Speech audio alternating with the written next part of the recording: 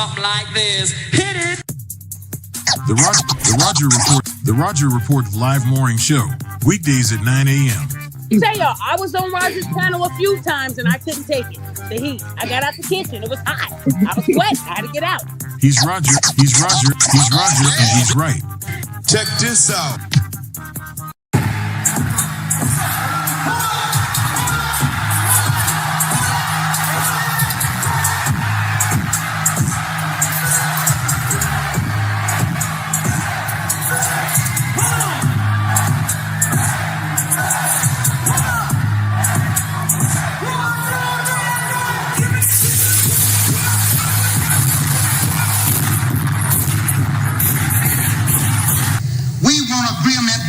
We can live or die.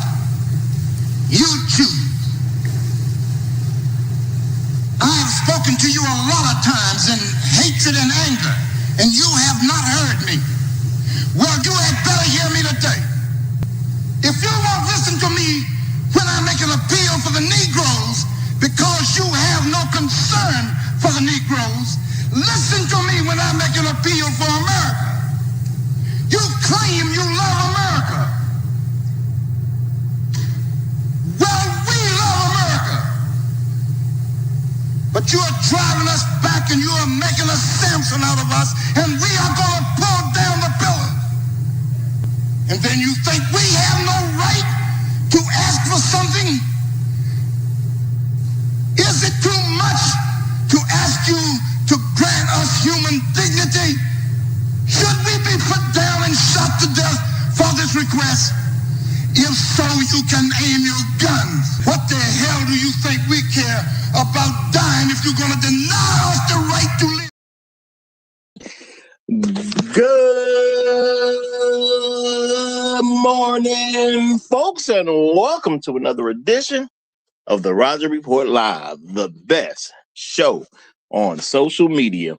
If you are new to the channel, go ahead and take a moment out to hit that like button, because this is where you're going to find the best content on social media, and you don't have to worry about it because you're going to have me right here to make sure that happens. And if you've already been coming to the channel for a while, then go ahead and hit that like button, because you already know what time it is, and you know that this is where you're going to get the best content on social media. It's not a mystery to you at this point. You've seen other people do it.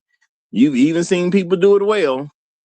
But what you have not seen is anyone do it quite the way I do it. So make sure you hit that like button.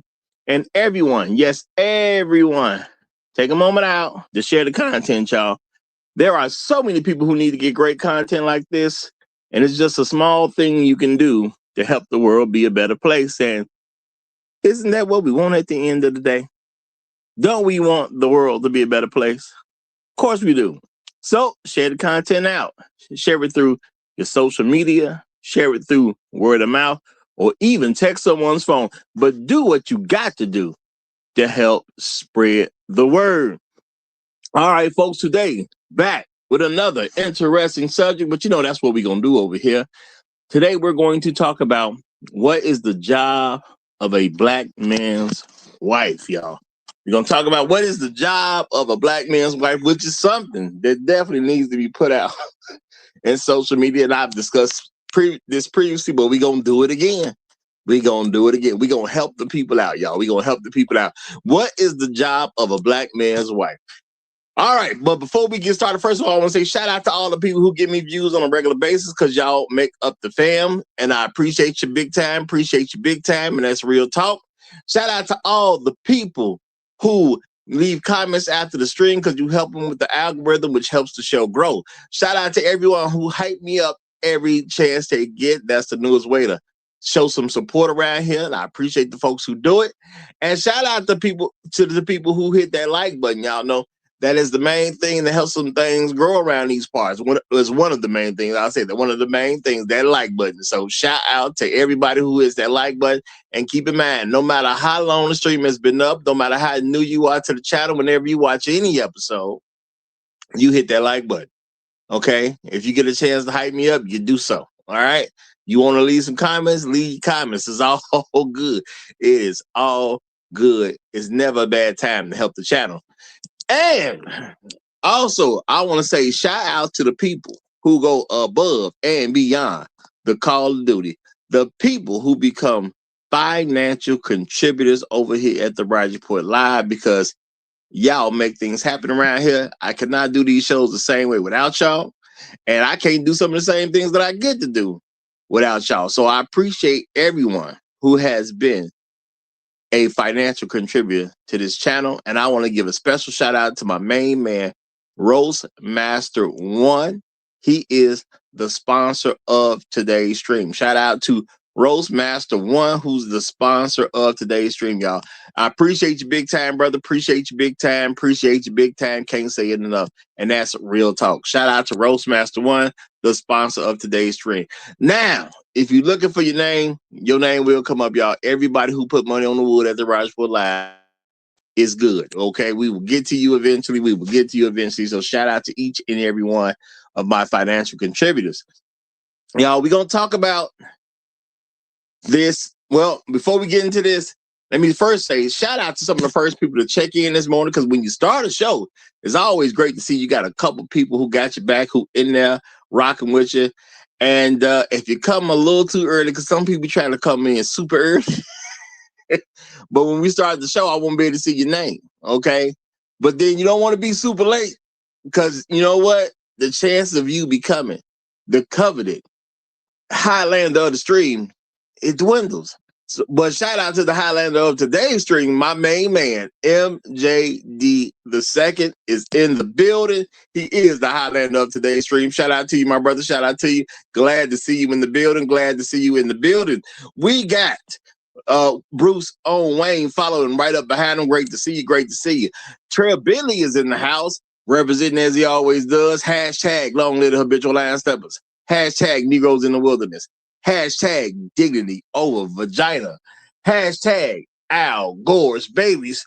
Hashtag Hell Hydra. Shout out to you, my brother. Shout out to you. We got Inspired Truth Broadcast in the building. Good to see you, brother. Good to see you. Brooklyn's finest has pulled up a seat at the cool table. Glad to have you here. Tunnel Runner is checking in. What's good, Tunnel Runner?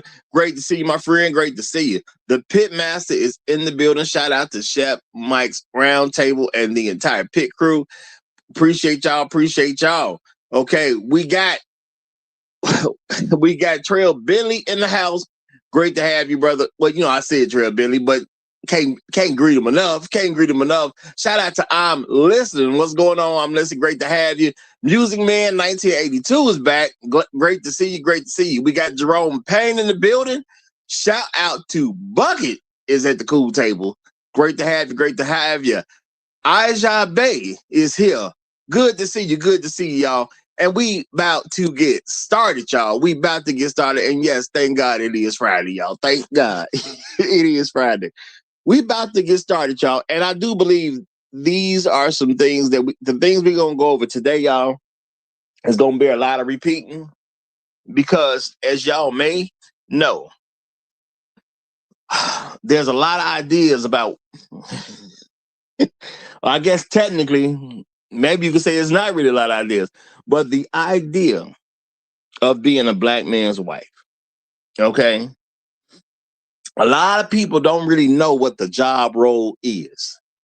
And it's a very particular thing when it comes to a black man's wife, because a lot of folks may clearly understand what it's like to be a wife of someone else. But when it's time to be a black man's wife, they have no idea, or at least they're going to pretend they have no idea what that role is supposed to be.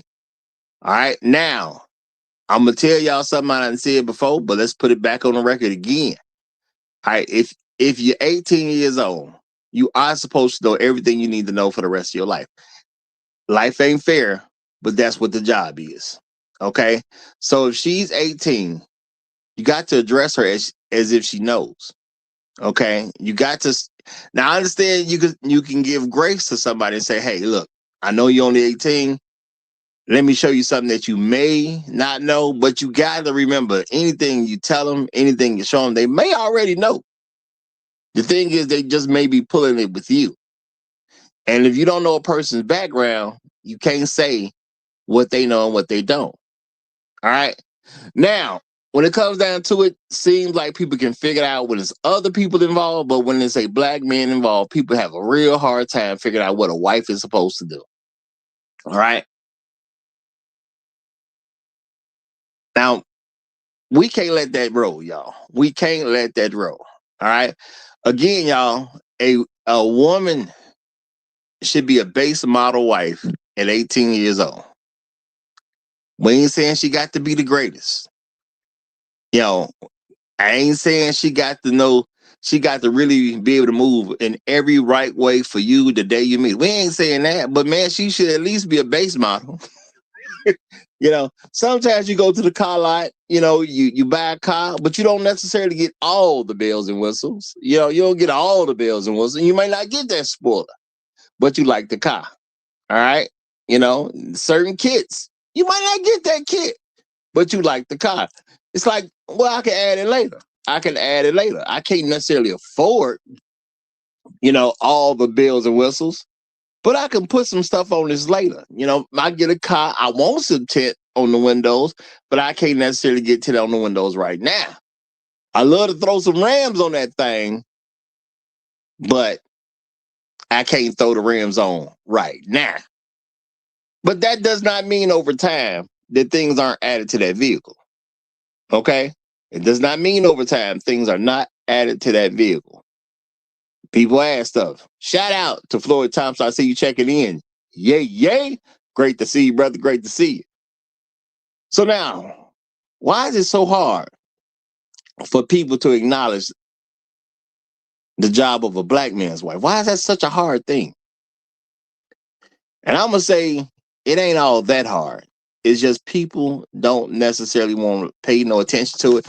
And if black men continue to allow women to ignore their job roles, then of course more people are going to try to get away with it. All right.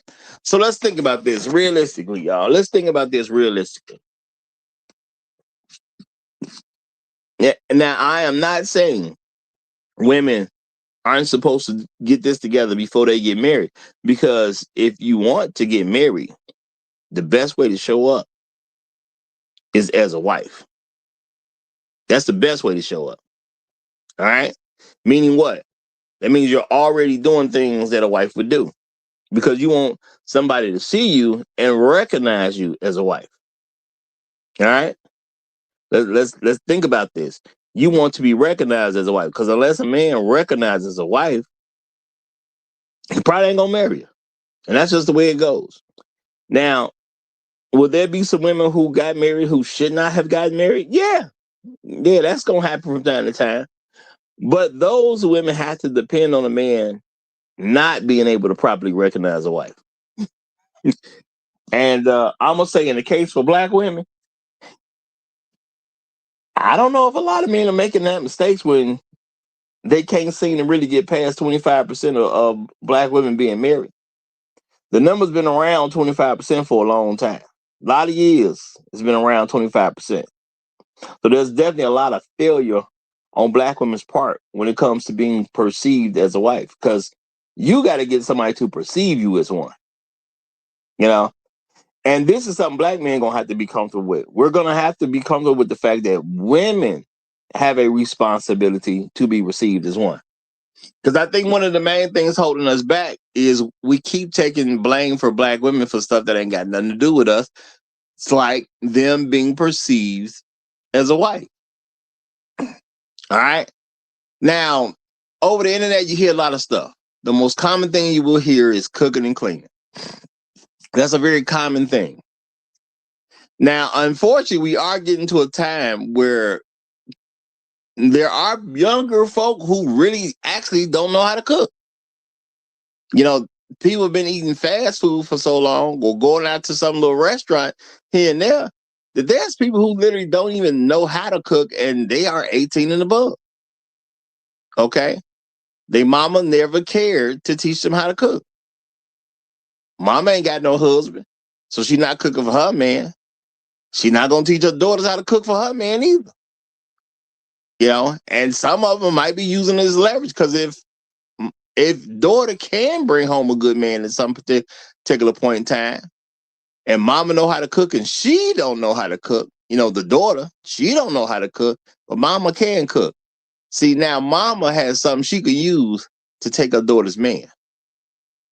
See, you keep that edge.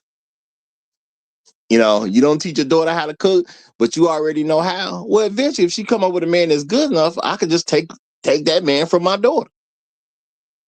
Now, I know people may say that's crazy. Nah, but you know, that's women, though. Women don't have the codes men have.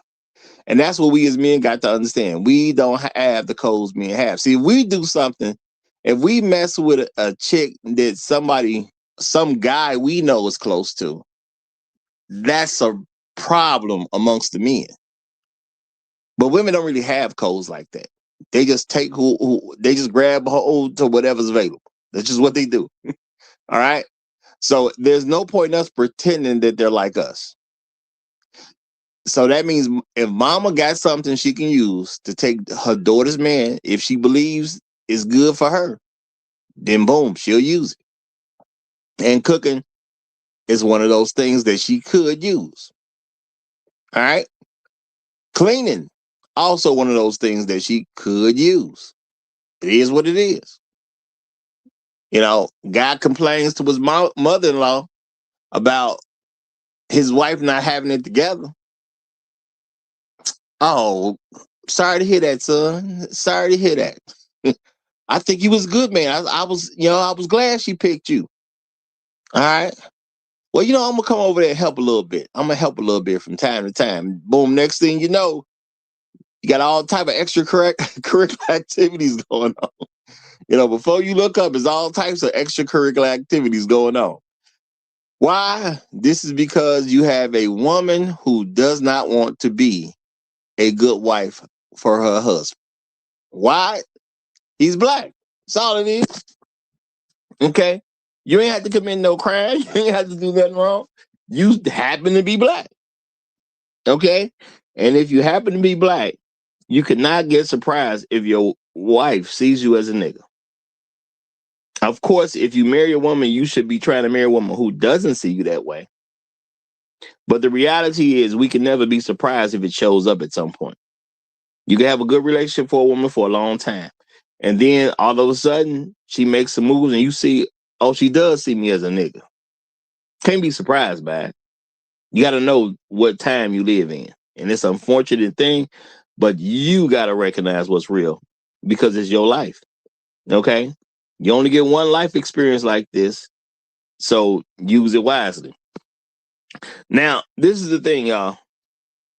There's a lot of black women who have shown that if they're with any man other than a black man, they know how to be a wife.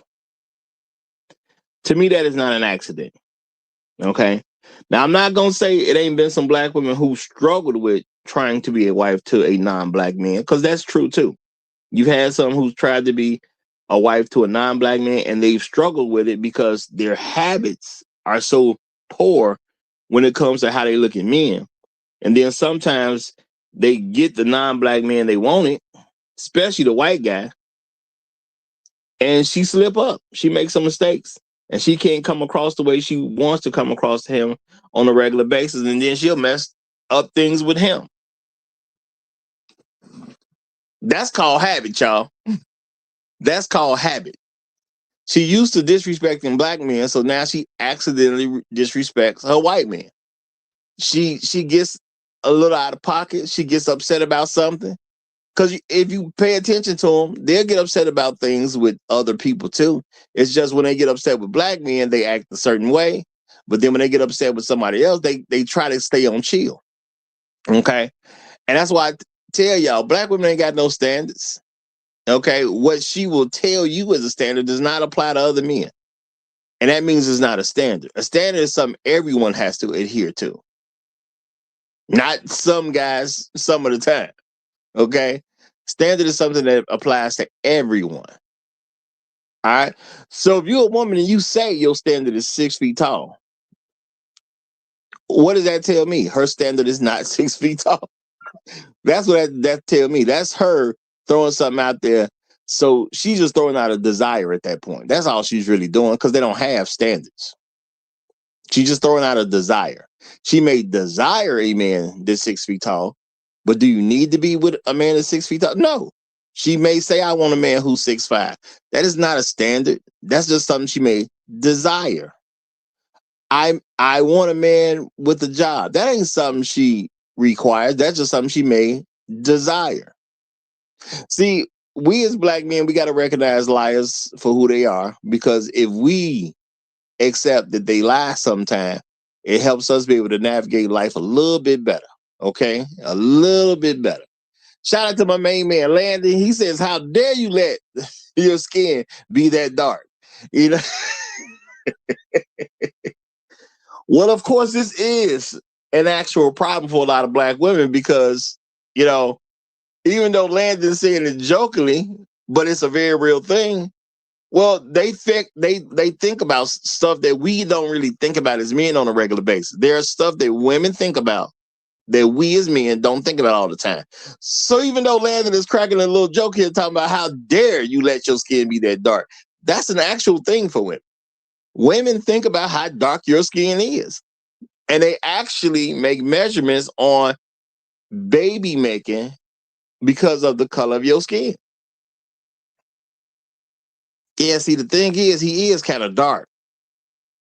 If I have a baby with him, the chances of me having a dark-skinned baby are going to increase. Now, she may not know the percentage levels. Okay, she may not be able to explain it, you know, from a scientific standpoint, but she understands there is a genetic probability that is increased because he is a dark-skinned man and my baby may come out dark. Now, especially if she darker herself, you know. Now, I ain't telling she ain't gonna be concerned with this if she's light-skinned. Now, she'll have some concern. But if she dark herself, she really gonna have some concern. I'm dark, he dark. I don't want my babies super dark. The women actually think like this, y'all. Trust me, I've talked to them. These are things that they have presented to me. I'm not faking the funk on this, and they think about stuff like this. All right, they really do. So now, I do believe one of the reasons you have social media pushing so much about how women ain't got to do nothing for a man is because people don't even have an idea about a woman's job in a relationship. People would say, well, you know, I want a woman who will do this or do that, but we don't even look at that as a job. And a lot of men, we haven't been taught to put down defined terms about what her job is supposed to be. See, I know that no matter what's going on, for me in a relationship with a woman, there are jobs she's going to have. Okay. Some of y'all may use the term duty and you may be thinking about the same thing. I'm saying job. Okay. Why am I saying job? Because if you want to benefit from me, I need to benefit from you. So it's a job. I have never been with a woman, and I think that stuff that she believes is important to her or something that I can see needs to be done was not a job. It's a job to be with a woman. The thing is, you got to make sure the job that you perform is worth what you're getting. Same way if you get a job and you go to work for someone, you got to make sure the check that you getting makes sense for the work that you're doing. Because if you are doing more than you believe your check is worth, that's up to you to figure out what to do about that. Some people are going to say, well, I can go ask for a raise. Maybe that'll work for you. Maybe it won't. Sometimes you need to go back to school for something. Maybe that's going to help you out. Sometimes people decide to start their own business. Maybe that's going to do the trick.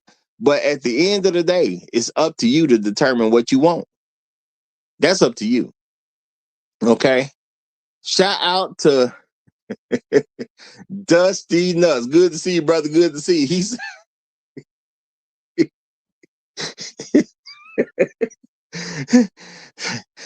there's all types of different answers, y'all. Dusty Nuts says, day 4, vote Republican.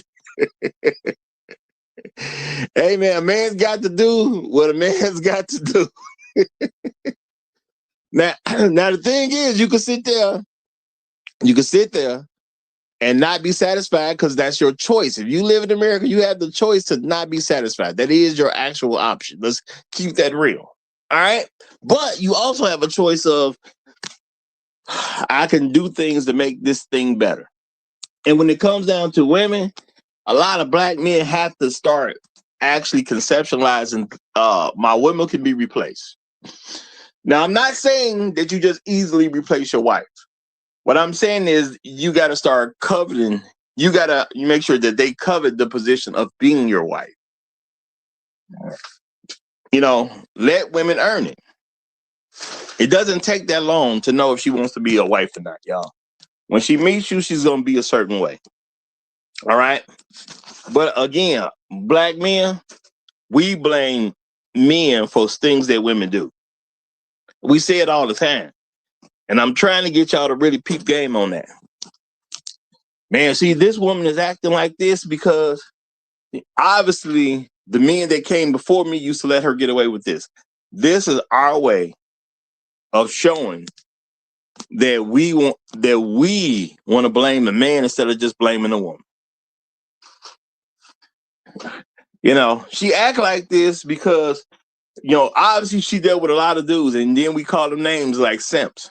She dealt with a lot of dudes, and, you know, obviously the simps let her get away with it. Why are we talking about a simp?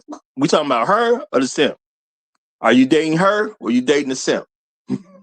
Okay? Because see, I don't care what you did before you met me. At the end of the day, when I meet you, if you're not enough of what I want, I just look past you. All right. Now, y'all, some of y'all are into women with tattoos. Okay. A person like me, I ain't that into women with tattoos. So guess what? If I meet you and you got a bunch of tattoos, I just don't talk to you. I'm not going to sit there and say it's the men that she used to deal with before she met me made her think that, you know, tattoos is a good idea. So I'm going to just look past that. No, I ain't doing nothing like that. She thinks it's a good idea to have tattoos. That's why she got them. And since she believes it's a good idea to have tattoos, I don't want nothing to do with her. It's that simple at the end of the day. But I'm not blaming some man for how she came out. Okay? She is who she wants to be. That's the great part about living in America. You can pretty much do what you want to do. You can't, you know, get to the point of messing up other people's rights. But you can do a lot of what you want to do in this country. But black men, we got a real huge issue of just accepting that this woman is who she is because that's who she wants to be. And that's real talk. Okay? She is who she is because that's who she wants to be. All right. Shout out to Jerome Payne. Thank you very much, my brother. Thank you very much. He says, my fiance has washed my clothes by hand and brings me peace. Keisha would not do this. Keisha wants problems. Always. Now, y'all, this is the thing. Is he wrong or is he right? You can say whatever you want to say about it, but the problem is, this is his perception. Why is his perception this way? Because he saw what he saw. It is what it is. He saw what he saw. It's going to be what it's going to be. We could feel some kind of way about it, but it's going to be what it's going to be. And see, this is a thing that black men have to deal with. We will allow women to say crazy stuff to us like, you know, you guys are wrong for saying something like that. How am I wrong for telling you what I see? All right?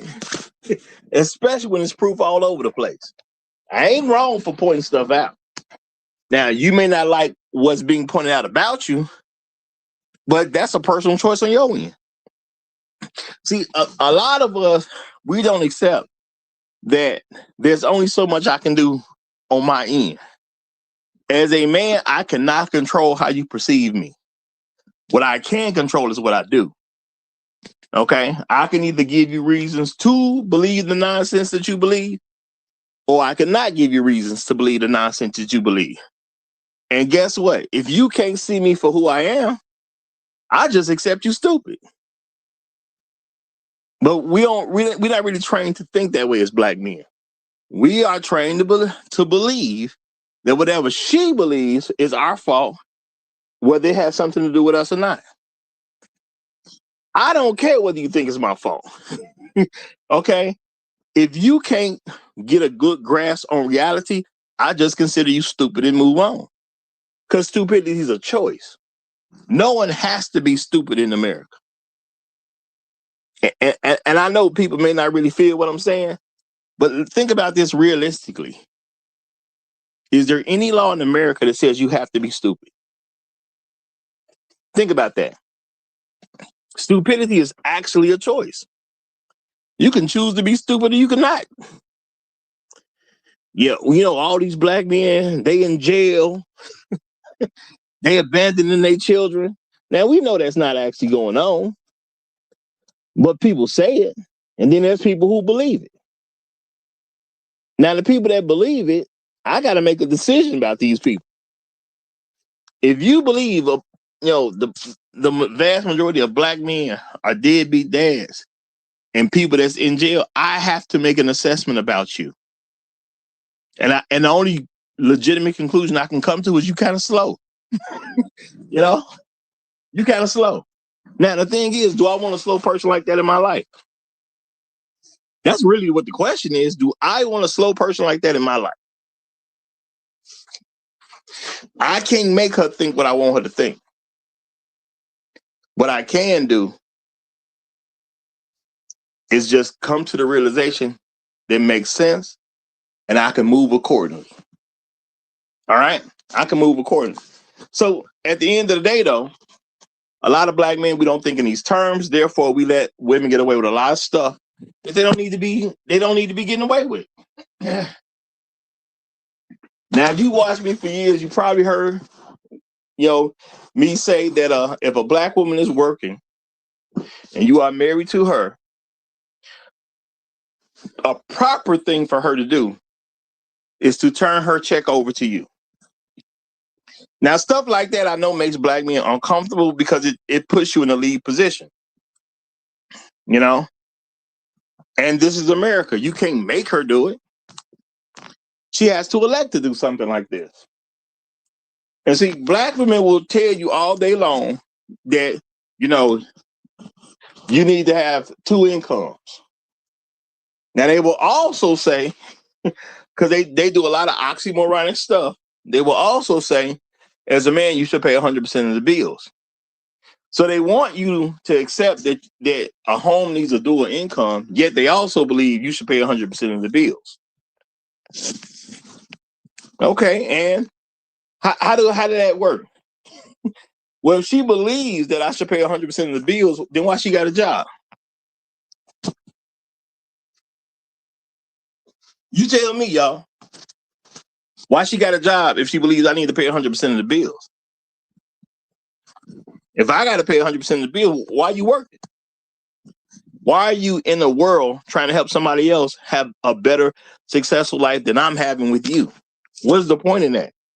Because if you believe I got to pay 100% of the bills, there's no reason for you to go out for 8+ hours in a day, lend yourself over to somebody else so they can make a profit off you. And what does that do? That's more competition for me as your husband. I'm already trying to give you a good life. And you're going to help somebody else have a better life than the life I'm trying to give to you as my wife? That makes no sense at all. So if you're going to work, and I'm not saying women can't work, women should do whatever their husband is cool with. But I'm going to tell you straight up, if she wants to be my wife, she will turn her money over to me. She will get her allowance and be able to trick that off, do what she want to do with it, because it's allowance money. You do what you want to do with your allowance money, for the most part. But the bulk of what she earns will come to me so we can pay these bills. And if she believes that a man should pay 100% of the bills, I'm fine with that too, because then she don't need no job. Because if your job ain't going to pay bills in my household, what do you need the income for? You just have a different allowance, probably less money, because it'll be coming out of the money I earn. Now I'm fine with that either way. Because as a husband, it is my job to make sure you're straight. I ain't tripping about that. It's also your job to make sure I'm straight. It's that simple at the end of the day. All right? It's that simple at the end of the day. We gonna do this, and that's it. See, as men, sometimes we are too negotiable with women. And we don't want them to understand what their job is. I do not want a wife who doesn't understand her job. That's why if I deal with women in that kind of way, throughout the relationship, I'm going to be training her on how to be my wife. Now, again, she's already supposed to be a base model wife as it is.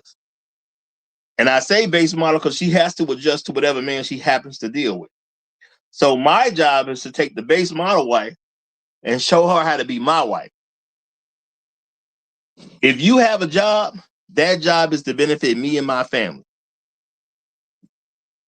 Some people say that's mean, but no, what's a family? The family is me, my wife, my children. So her job is going to benefit her too, because she's a part of my family. Now, I've told this to men, and a lot of men have had a bad reaction. They say, oh, you're being controlling. I've said it to women, and women said, you're being controlling. I've simply asked, as a man, are you saying I should control nothing? A lot of folks get tripped up right there. You ain't even got to go no further. So basically, you're saying as a man, I shouldn't control anything. If you say that to a person, you know what's going to probably happen? Them get a real stupid look on their face. Now, why they going to have a stupid look on their face? Because now they got to tell you directly. and ain't no way to really get around. They're going to have to say to you directly, yes, I'm saying as a man, you shouldn't control anything. Which will usually put the man in some level of shock if he actually heard some woman tell him that. And now he's not going to be willing to be a benefit to her. You know? And women know this. That's why they don't say things like that directly in your face. If she knows if she says something like that, more than likely, you are going to be unwilling to be a benefit to her. And that's not what she wants. But see, as the boss, you got to know what your employees are supposed to do. That's simple at the end of the day. Shout out to Jerome Payne one more again. He say, Sharkeisha don't care what you want, Roger. Ling Ling does. Well, y'all, this is the thing. Which employee should you want? Do you want the one who cares about what you're talking about? Or you want the one that don't care what you're talking about? Be realistic. All right. And so if you're going to say Sharkeisha is this way and Ling Ling is this other way, which way is more accommodating to the mission that you got?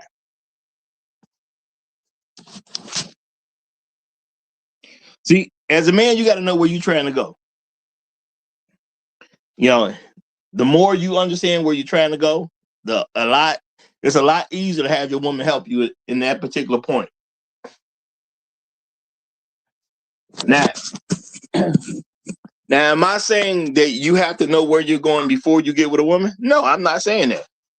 Because truth be told, men should be getting married when they're young, okay? And they should be having a woman go through just as much risk as he's going through. Because we have bought into these concepts that women should never have a problem. We don't make her do what she needs to do. Two 18-year-olds, they both got a risk. All right? Because she don't know if he's really going to make it or not. You know, he don't know. He don't know that she gonna be as good as he would want her to be. She don't know if he's gonna be as productive as she would want him to be. So that means they're both taking a risk. But we don't want women to take no risk. The women don't want to take no risk. So automatically that means this is not gonna be fair for the man. You know, because we hear people say, you know, as a man, you need to wait till you're 35 years old so she can get what you've established already. If you my wife, why would I need to have it before I get with you? If I have it already, what I need you for? It don't even make sense. You know, shout out to Jerome Payne. Thank you very much, my brother. He says, fried rice or fried chicken corn, Roger. Hey, you know what? I'm gonna look at this, brother. Whoever gonna consistently make the plate. How about that? Whoever's gonna consistently make the plate. It's hard for me to eat a plate off that no one prepared. So if she don't know her job, no one will prepare my plate. If you won't prepare my plate, why would you be a wife? See, these are the type of questions black men really need to consider. Real talk, y'all. These are the things black men really need to consider. If she's not gonna make my plate, you know, that means I got to do it myself, right?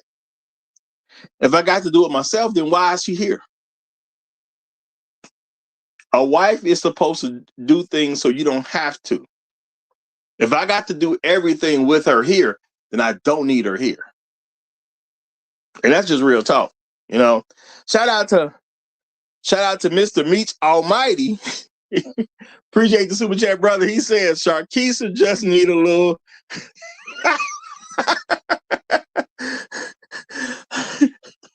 Sharkeisha just needs a little shark training. A little shark training, okay? That's all she needs. Well, you know what? I ain't gonna say that's all I ain't gonna say that she need more than that. But what I am gonna say is she better have enough when she meet me. That's what I'm gonna say, okay?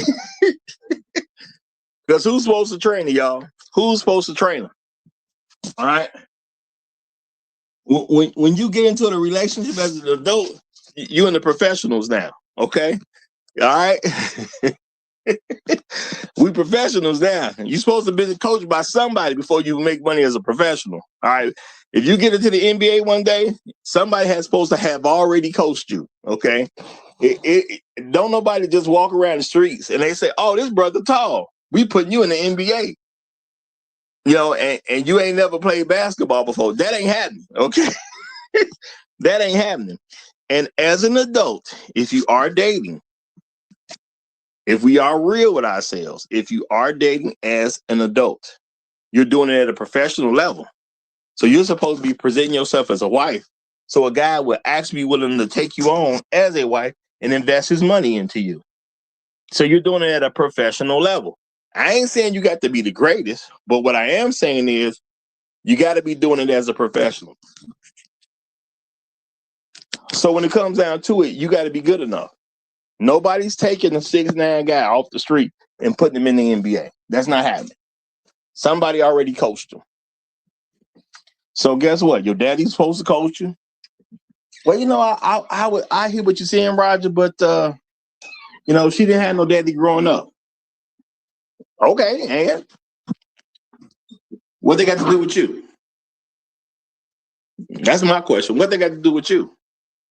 Now, I'm not saying you can't accept a woman who didn't have a daddy growing up. You can accept her. But you need to understand, because you accepted her, now you got to go to the fundamentals that she didn't get when she was growing up. If you, as a man, want to take on that, that's fine. But if you're not going to teach her the fundamentals, then why complain that she's not a good wife? Are you willing to teach her the fundamentals? Because yes, everybody didn't get it growing up. Are you willing to teach her the fundamentals? Now, if you're not willing to teach her the fundamentals, you got to leave out there in the cold streets. Okay? You know, women say it's cold out there sometimes. Why does that bother you, though? See, we as men, we look at stuff in a very crazy way sometimes ourselves. Why does it bother the general black man that a black woman is out there in them cold streets? And the truth be told, you already know one of her main issue is she is untrained and she's unwilling to accept training. What do you do with a person that's untrained and they're not willing to accept training? I mean, heck, I wouldn't mind being a rocket scientist. I'm pretty sure they make good money. But who's going to take me on in the program to be a rocket scientist and I'm tell them I'm untrained and I'm unwilling to be trained? That sounds crazy to me. Shout out to Bucket. Appreciate you, brother. Appreciate you. He says, appreciate the message, Roger. Keep up the great work. Well, thank you, brother. Thank you, brother. And I definitely intend to do so. Thank you very much. I truly, truly, truly intend to do so. And that's real talk. All right, y'all. Now, y'all, I am not sitting up here saying black women have to be the greatest. I've never done that to them. It's their desire. Well, they can have the desire to come off as the best group of women available, but that's an inside job for them. I can't make black women want to have the best reputation. That's something they got to want for themselves. Now, at the end of the day, we as men, we're supposed to be able to tell them what their job is. Look, baby, you want to be with me? This is what the job going to be. I need this, that, and that. Because different men need different things from different women. Some men do make a lot of money, and he only wants his woman to be at home. Okay? He don't want her out there dealing with the corporate world. He don't want her in a position where he has to do extra protection to keep her safe. And he don't want her in the job market per se. And that's totally okay. And even if he's rich, he can do that. But guess what, y'all? If he's poor, he can do that. A poor man can tell his wife not to go into the workforce because you still got to protect your woman from the workforce. And that just is what it is. And I know a lot of people got hung up on somebody making money and making six figures and all that. Man, that ain't got nothing to do with what you're going to be as a wife. All right? A wife accepts what her husband can provide. Doesn't make a difference what he can provide. She accepts what her husband can provide. Now, she don't have to accept anything from any man, but she will accept what her husband can provide. See, I don't care how rich you are. At the end of the day, a woman can deem whatever you make as an income is not acceptable. She has the ability to do that. A lot of us, we believe if I play my cards right, I can get a woman to accept my number. You know, if I work really, really hard and I can show how talented I really, really am, then maybe this woman who won't accept me right now, maybe she'll accept me later if I can get my weight up. You know, these are dumb things men are taught. You know, and sometimes it's good intentions behind it. Where don't no woman want no broke man. Well, that's true. That's true. That don't mean she don't have to start with one. Okay? That does not mean she don't have to start with one. I totally get that a woman doesn't want a broke man from the beginning. But see, that does not mean she's worthy of not starting with one. When should a woman have to be a decent wife? That's supposed to be already set in stone at 18. Do I expect 18-year-olds to have money? No, I do not. Now, maybe you from some rich family and maybe you possibly do have money. But the average 18-year-old don't have it. Not for real. Okay? You know, not for real. 18-year-olds out here have no jobs or still working in fast food a lot of times. There's 18-year-olds trying to get through college courses and things like that, and they ain't really got no money. You know, I'm not saying you can't be blessed. If you're a young 18-year-old and you somehow got something to work for you and you making buku bags, salute to you. But that is not going to be the average 18-year-old. So again, just because she wants a man with money does not mean she gets to start with a man with money. Yeah, a lot of black people so caught up with money that they're not concerned with character. And character is definitely more important than money. I'm going to tell you that right now. It's always going to be more important than money because your character will make determinations on what a person would do when they get money. The character of a man with money is going to be displayed through the money. Shout out to Mr. Meach Almighty one more again. He said, could Sharkeisha handle being under the tutelage of Ling Ling? Being under the tutelage of Ling Ling, like Beatrix under Pei Mei in Kill Bill. Now, I'm gonna say this. For the most part, black women have no desire to be taught by a woman that's not black. Black women have very little desire to be taught by a woman that is black. Black women have very little desire to even be taught by their own mamas. Usually it's their mamas teaching them to be unruly. So I'm not gonna be out here and just say something just because it sounds good. So for me to take it as a real consideration that a black woman wants to be under the tutelage of a non-black woman, no, that's not real. I'm not saying you can't find one. I mean, there's always a guy with no legs out there somewhere. Okay, you look hard enough, you're gonna find a guy with no legs. All right, But no, the average black woman, she don't want to be taught by nobody. Let's just keep that real. Now, when you start talking about if can we teach her? Well, the less she looks like a black woman, the less she's inclined to listen to her. And that's just being for real. So, you can hope for the best. But the thing is, as a man, the question is, are you willing to hold your woman accountable for doing a good job for you? Because there's certain things I need from a woman. Now, I'm a person who personally, I don't even like cooking. Okay? I've never thought one time in my life, I'm finna go home, I'm finna crack out the dishes, the pots and pans, and I'm finna make this big old meal that I'm gonna eat off of for the next 2-3 days.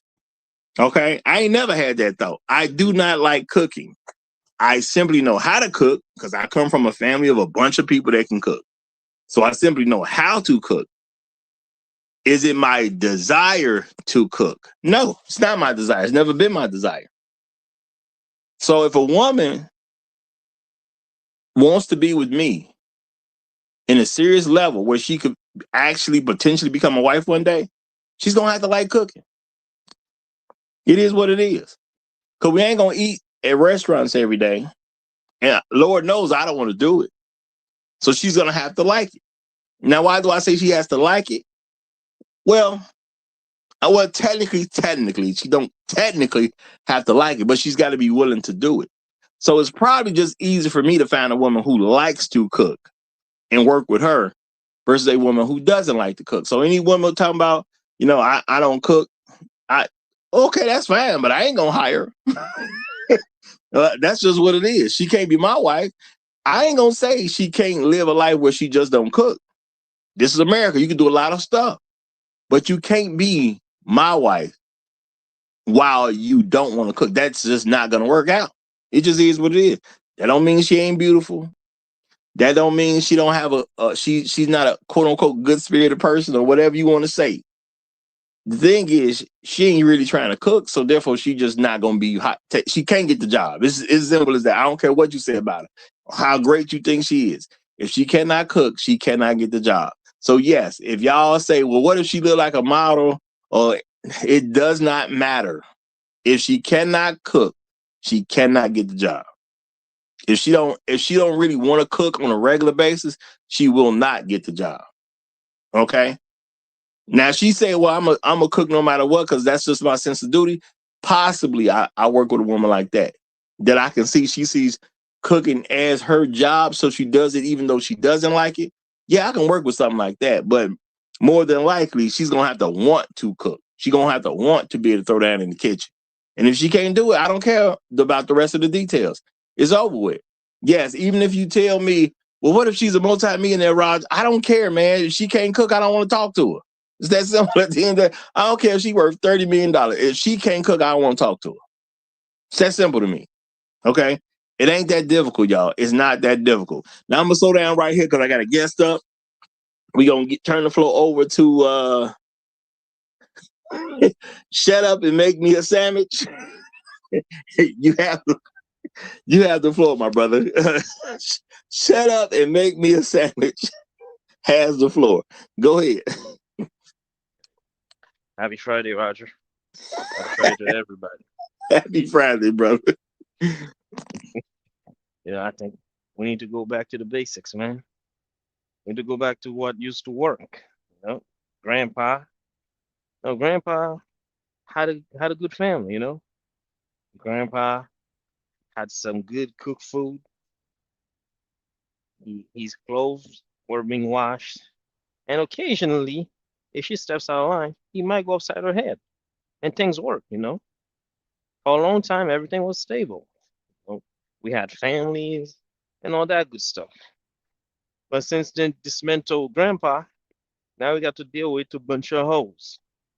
Them hoes, they'll let you smut them out. They'll let you do all kind of things to them. They'll let you bust all kind of nuts all over them before they fix your sandwich. They won't fix your plate.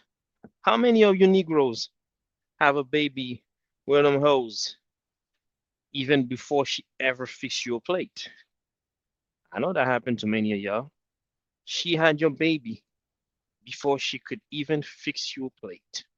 Matter of fact, you had a baby with her, you didn't even know she could cook. Heaven forbid that she can't actually cook. Now you got babies living off of Mickey D's. Baby barely has teeth and already eating burgers from Mickey D's, from Wendy's, and all that good stuff. Man, that's tragic. How do you deal with all that? All right? Anyway, I'll put the mic down for now. All right. Well, I'm gonna say this is, and I gotta say this. See, this is where we get some cultural difference. In America, black men have never put their hands on women. You know what I'm saying? From a majority standpoint. So we never actually even had a time where, you just hit the woman a little bit and she gonna act right. We've never really even had that. So the treachery started up way while ago for the women who were just going in that direction because we never really put our hands on women. Now I know in African cultures, there's some African cultures that they have done that, and you can check a chick and stuff will be all right for a while. We never really had that here. Which may be an unfortunate thing that we never really had that here. That's debatable to the people, but when it comes down to it, in America, there is no law that says a woman has to act right, which means it's up to black men to simply be with the women who are willing to act right. Because you can't contract it out of her. Truth be told, if you look at the court system doesn't protect men from anything that a woman is supposed to do. Because at the end of the day, the average woman ain't gonna marry a man who makes less than her. It's probably not going to happen. So any rules about, somebody having an advantage or somebody getting some alimony or something like that, if one of them have money, it's probably going to be the man. Now I know all day long, and I've told y'all, black women seek out men that don't make more than them. But that flips when you start talking about actually marrying, because she knows what she's doing. She ain't trying to sign up for a contract that don't work in her favor. There's been a few famous women who've done that, and they've really let it be known how irritated they have been because they got into the same deal that men used to get into all the time. where the man has the person with the money. So now they got to pay alimony. I mean, I believe Halle Berry, I think, did that, and she complains all day about paying money out to these men, and she rich. What's paying out a little money to some and you rich? Okay, you know, $5 is different when you make $10 an hour than when you make 10,000 a day. That's all I'm saying, yo. $5 is real different. It's very different. When you make $10 an hour, $5 is 30 minutes of work for you. Okay. Now, when you make 10,000 a day, that $5 it just ain't the same thing no more. It just ain't. It don't have the same impact. It really don't. So you even have rich women who complain that they had to pay out some form of alimony or child support in certain cases to some man because he was a regular dude at the time. And she married and ended up with a divorce. Men have been doing that since we don't know how long. But when the woman got to do it, now it's irritable. Now it's something wrong with the man because she did the same thing men been doing for God knows how long. But I'm gonna slow down right here because we got when the rabbit got the gun, Roger. Yeah. Well, I'm gonna slow down though because we got Inspired 2 broadcast in the building, so I'm gonna let him have the flow. You got it, my brother. You got it. All right. Am I coming in loud and clear? Yes, sir. Yes, sir. You are. Okay. So basically, I mean, when I heard this one, I was like, yeah, I got to get in on this topic here.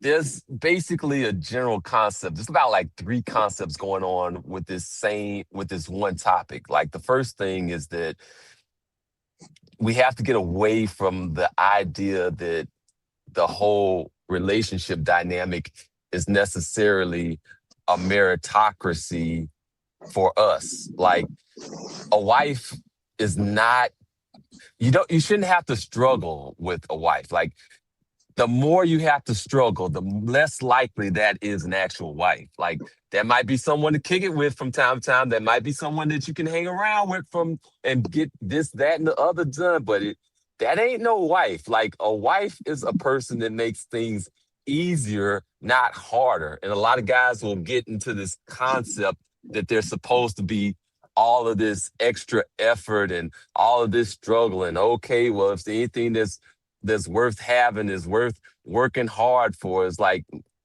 it's the opposite with regards to this particular issue. For that particular thing, everything is reversed because you have to deal with the issue of rank. Like you get more and more friction and more disrespect and more problems when people don't establish and don't really accept your rank.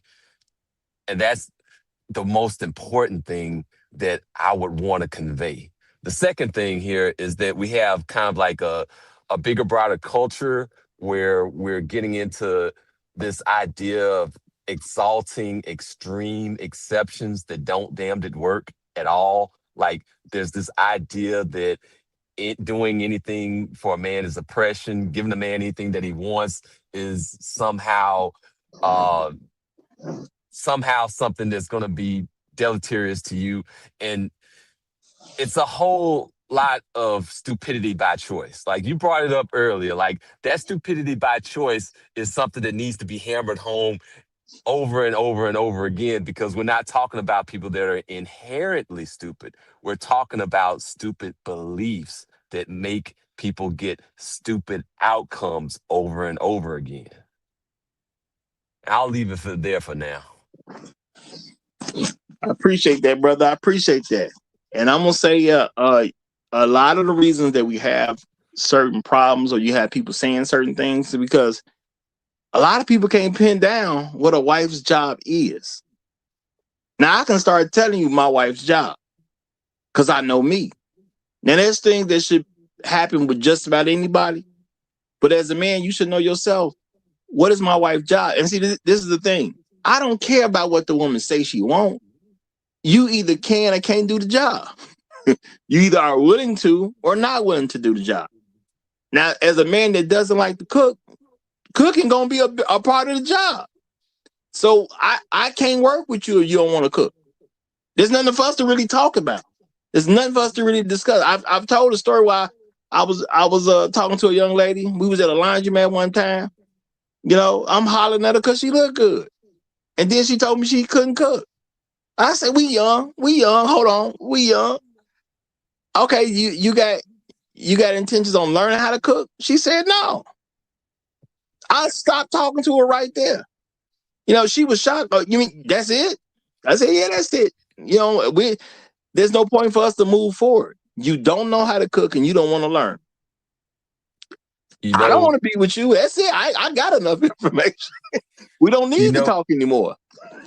that's a pretty good approach, but the way that would have normally gone is that, okay, yeah, she would have been good for the bedroom tour, but like there's a big difference between sexual interest and relationship interest, and that would just kind of just go on and on for years and years without ever putting that two and two together.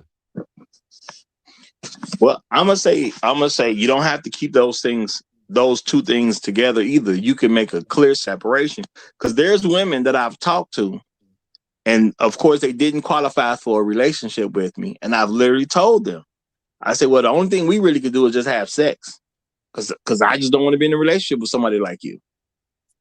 Are you willing to do that? Are you willing to have a sex with me with no relationship? Because if you're willing to do that, I'm down. Now, a lot of women take that as an insult when you say it to their face. So I'm not saying a bunch of women agreed to it. I'm just telling you what I've said to women. You know, you didn't say this particular thing, which means I don't want a relationship with you. Yes, I am sexually interested. Are you willing to have sex with no relationship? And some of them have even gotten mad. And my thing is like, look, I don't really care how you feel. I'm just putting an offer on the table. That's all it is to me. Because we're not going to have a relationship no matter what at this point. Either you accept the offer or you don't. I don't care either way. I mean, I've already determined I'm not interested in you. So I don't even know why we're trying to have an argument. You know what I'm saying? I don't like you like that. You told me this thing about yourself, so now I don't like you. Now, I was sexually interested in you because I wouldn't talk to a woman I'm not also sexually interested in. So, if you want some dick, come on. But if you don't want just take that, then there's no reason for us to have any real communication at this particular point. And I think that happens just because women have egos too. You know, so just to be faced with the fact that I don't have any interest in you, and it's like women having, I guess they want that first right of refusal, and I just kind of took it away from them because I didn't find the interest there when I kind of start to learn who they are. But my thing is, I don't care about that. I care about what I want. She's not my wife, so I'm not really all that concerned about how she's going to feel about stuff. And I do think we as men, we take on a lot of extra stuff that we just don't have to. I don't care how you feel because I'm not interested in you. So that's it for me. It's nothing to talk about anymore. Okay? Now, again, for me, there's clear defined roles on what my wife is going to have to do. Okay? And as our life progresses and the things that we accomplish, you know, roles will evolve, or some roles will go away and new roles will come in. Just depends on how successful somebody is. But I know from Jump Street, you gotta be okay with cooking on a regular basis. If we can't get past that, we can't do anything. But Roger, what if she gives you the Gaga 20,000? Did she qualify us for doing that? I mean, everybody has a role, different jobs. Well, my thing is, she gives you the Gaga 3,000. She lets your ball sack hit her chin and all that good stuff. You know what I mean? Come on.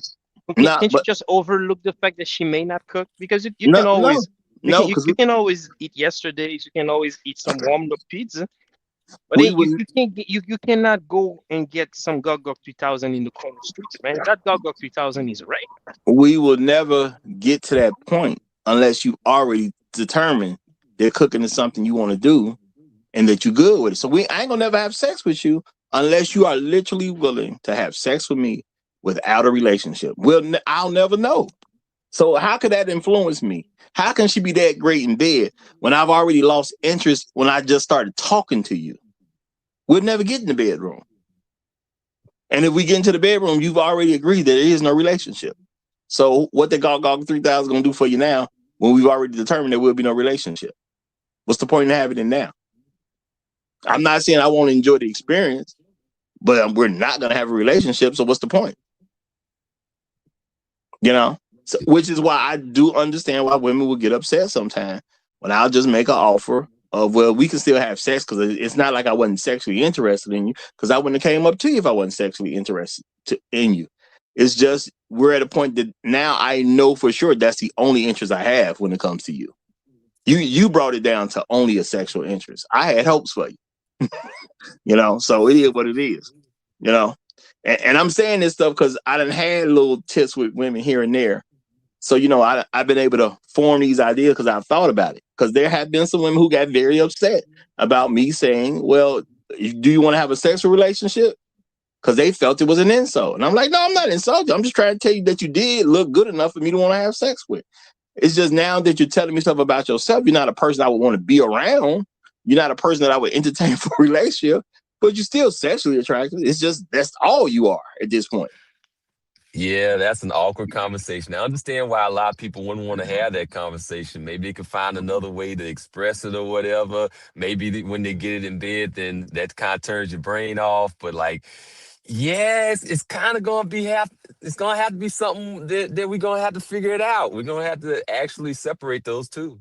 Like Yeah. a lifetime of commitment for that. I'm gonna need a little bit more than that. Well, no. The commitment is off the table. Let's keep that in mind. The commitment is gone. You answered Yeah. some questions wrong. There will be no commitment. The only thing you have left is basically you can be a person I have sex with until I meet somebody else that I want in a relationship. If I'm going to be exclusive to them, that means I'm going to cut you off for them. And you're going to know that I'm cutting you off for them. Yeah. Now, if you cool with that, cool. If you're not cool with that, you walk away. And my thing is, don't be mad about it because you chose to be who you are. It ain't nobody else's fault but yours. But see, I don't look at what women do and then blame a bunch of dudes for it. I look at what she does and blame her for it. But I got another guest, so I'm gonna let him get in. We have Oprah is having my baby has come to the floor. So I'm gonna let him have the mic. Go ahead, brother. Well, salute to you, gentlemen. Hope everybody's doing well. It's kind of messed up. I'm not getting congratulations up in this piece. It's all good. In my life, there is congratulations. Okay, I appreciate it because nigga just came up. Nigga just came up because I get a piece of that billion right now. So when we talk about what is the job of a black man's wife? So first of all, gentlemen, there's two types of black women that you need to marry or trap. Number one, Oprah, billionaire, get married. Even if you sign a prenup, nigga, you still looking good. Now, Oprah can do what she want. You know what I mean? My kid coming out her butt, and I'm set. Now, for the other brothers who may not be fortunate enough to find you a billionaire woman, the Bible says, raise them up in the old ways so they shall not depart from it. Now, back in the day, God has already laid this out for us. Normally I go the intellectual route, but when we talk about marriage, I have to lean on my faith because these things have been settled centuries ago. This is the bride speaking. I, the hoe, take thee, whoever the nigga is, to be my wedded husband, to have and to hold from this day forward, for better or for worse. So if you're in a good state, she's supposed to be with you. She's supposed to be your peace. For richer or poorer. So sometimes you don't got bread. For richer or poor. And in sickness and in health. To cherish. And most importantly, to obey till death do us part. Now I'm going to educate y'all a little bit here. When we say vows in religion can be either a curse or a blessing. If I keep my vow, I will be blessed. If I break my vow, I will be cursed. So when we're saying our vows, richer and poor, did she divorce you? Curse shall be upon her. For better or worse, but she let you down when you are worse. Curse be upon her. So we have these things already. To obey till death do you part. And this is according to God's holy ordinance. So, black men, we already know. We already know what makes a good wife. We already know that. The situation here is, are we gonna live by that? Are we gonna entertain the Gluck Gluck 3000? Or are we gonna not entertain that and start entertaining women that's gonna live up to the vows? And I'll leave it there for now. Well, I'm gonna say that has a lot to do with it. Now there are people who are not religious. At the end of the day, because I'm not saying everybody has to be religious. Does your wife have a job or not? Because if you're willing to give your wife a job, then there's a performance level she has to live up to. And I'm gonna ask every man to be real with themselves. Are you the exact same person when you have a woman as you are when you don't have a woman? Because I'm gonna say most of us are not. We do things a little bit better because we have a woman. Habits will change a little bit because you have a woman. Because you're trying to give the woman a better version of yourself. That's what we normally do. Okay? And when problems come up, you respond to those problems. Because that's, especially if you marry, no husband's gonna tell his wife she just can't have nothing. Men don't do that. Which means what? We will work a little bit more. Some of us would be inspired to start a business because we have a wife, even though if you're dealing with a black wife, she's going to try to get you not to go into business for yourself, which is crazy. But, we'll have the idea, because I want my family to live a little bit better of a lifestyle. So, you know what? I'm going to go ahead and do this extra stuff so I can get a business off the ground so it can support my family. I mean, if that's the case, it's better for you to do that business first, then get her, because she ain't gonna tough it out with you now. Unfortunately, that is a reality that men have to consider. But see, when you understand your wife has a job, see, you can look at that a little bit different because now job performance will matter. Okay, and even though I'm just. I'm sorry. Go ahead. No, I was just gonna say, even though I'm like using the cooking thing, but that's a real thing for me because I don't like cooking personally. I just personally don't like cooking. Never have, probably never will. But I know that's something that a lot of people can understand because I hear a lot of people complain about women not cooking and not cleaning. See, I have to evaluate her cooking and cleaning. If she's not going to do it, she just don't fit the job description. Right. So that's why I said you got to kind of look at her and what her job is. And a lot of black men, we refuse to look at a woman and evaluate her the same way you might evaluate an employee, because you could be a boss yourself of a company you own, or you might be in management yourself, and you have to evaluate employees from time to time. But I think there's a value system here, right? Like, yeah, we want these things and we say that, right? But like you said, we change like in the heat of the moment, in the heat of the battle, right? When you're in the wild and you see her, right? And she's appealing to you. She's sexually attractive to you. She's attracted to you.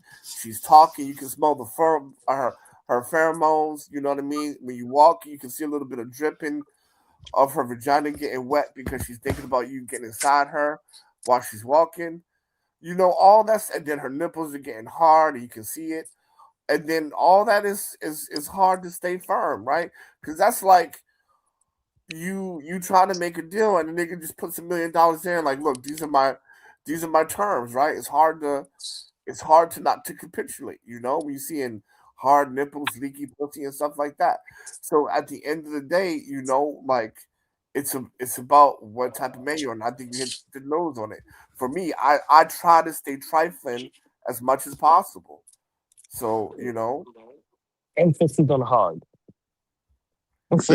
He ain't gonna give her a chance to have better expectations. All right, well, we got to. right. I try to be trifling as much as possible. Now, am I a little less trifling? Yeah, but I still try to be it, man. Because at the end of the day, leaky stuff gets you caught up. Trell know about it. Cause Trubby, look, you be following Trubby, following the drip in the neighborhood, boy. I mean, All right, I'm flexible. If she doesn't cook every day, and she lets my boss act his with chin, I can deal with that. You know what I mean? I can. So all right. I'll deal with that a little bit. Well, that's fine because that says you understand job evaluation. So you're looking at what she's willing to do versus what she ain't willing to do. But let me let Creator get in because Creator is here. But let me let him get the flow. Go ahead, Creator. Howdy doody, Roger. Howdy doody, fellas. We What's good, asking. brother? What's good?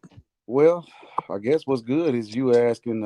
Is definitely a good thing. You asking what is the job of a black man's wife? Not no other man. I think we're talking about what a job of a black man's wife is.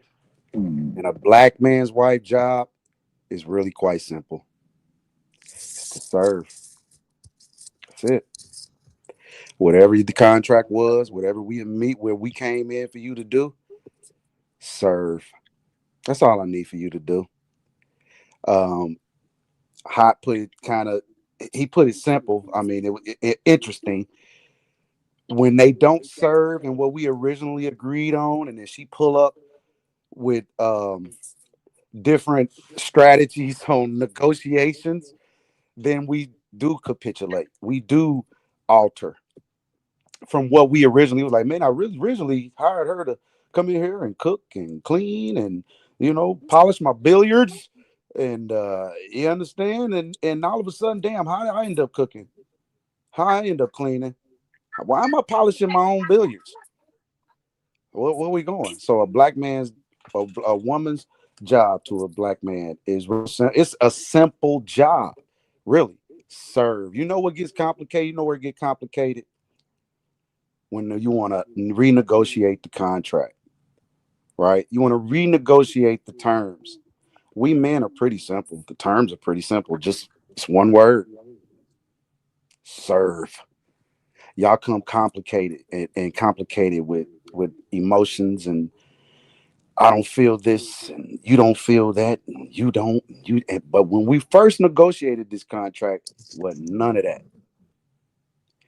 When we get further down and your muscles start to tire, it's time to renegotiate. You know what? I've been polishing these billiards for a long time now. It's time to renegotiate.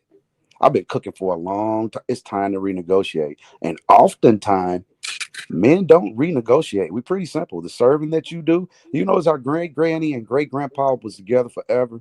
They kept it real simple. He come home, he sit in his chair, he watch his shows, she cook his meal, she do all the things that he just not gonna do. And the house is somehow gonna stay clean. It's gonna stay repaired. If the bills are gonna be paid, great grandpa, granny, however the dynamic is, they stayed together. They understood the plan. It's nowadays with the way that all this information is, the way that we are endowed with information, for some reason, and I'm gonna land here, the cat thinks it's a dog, and now you have to behave based off of what they think. They think the cat is a dog, and you have to be delusional right along with it. It's not happening. Just serve. Can I ask you all something? To all of you who may have daughters, do y'all even raise your daughters to be wives anymore? Absolutely do. You do? You did? I absolutely do it. I was introduced to Roger's situation. That was a conversation that we had. I absolutely raising my girls to be wives, right? And what to look for in a husband. That's why it shocked them with some of the shit that I was talking about.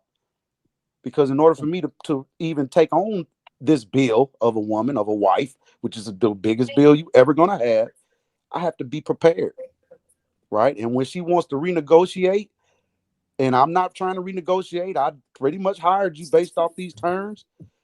They know how to operate from both ends. The man knows how to operate, and the female knows how to operate. So yeah, it's just beyond it. It's we can get deep into it. I'm being vague because I don't want to turn this into nothing until we get a little further into the show. But it's real simple. Just serve.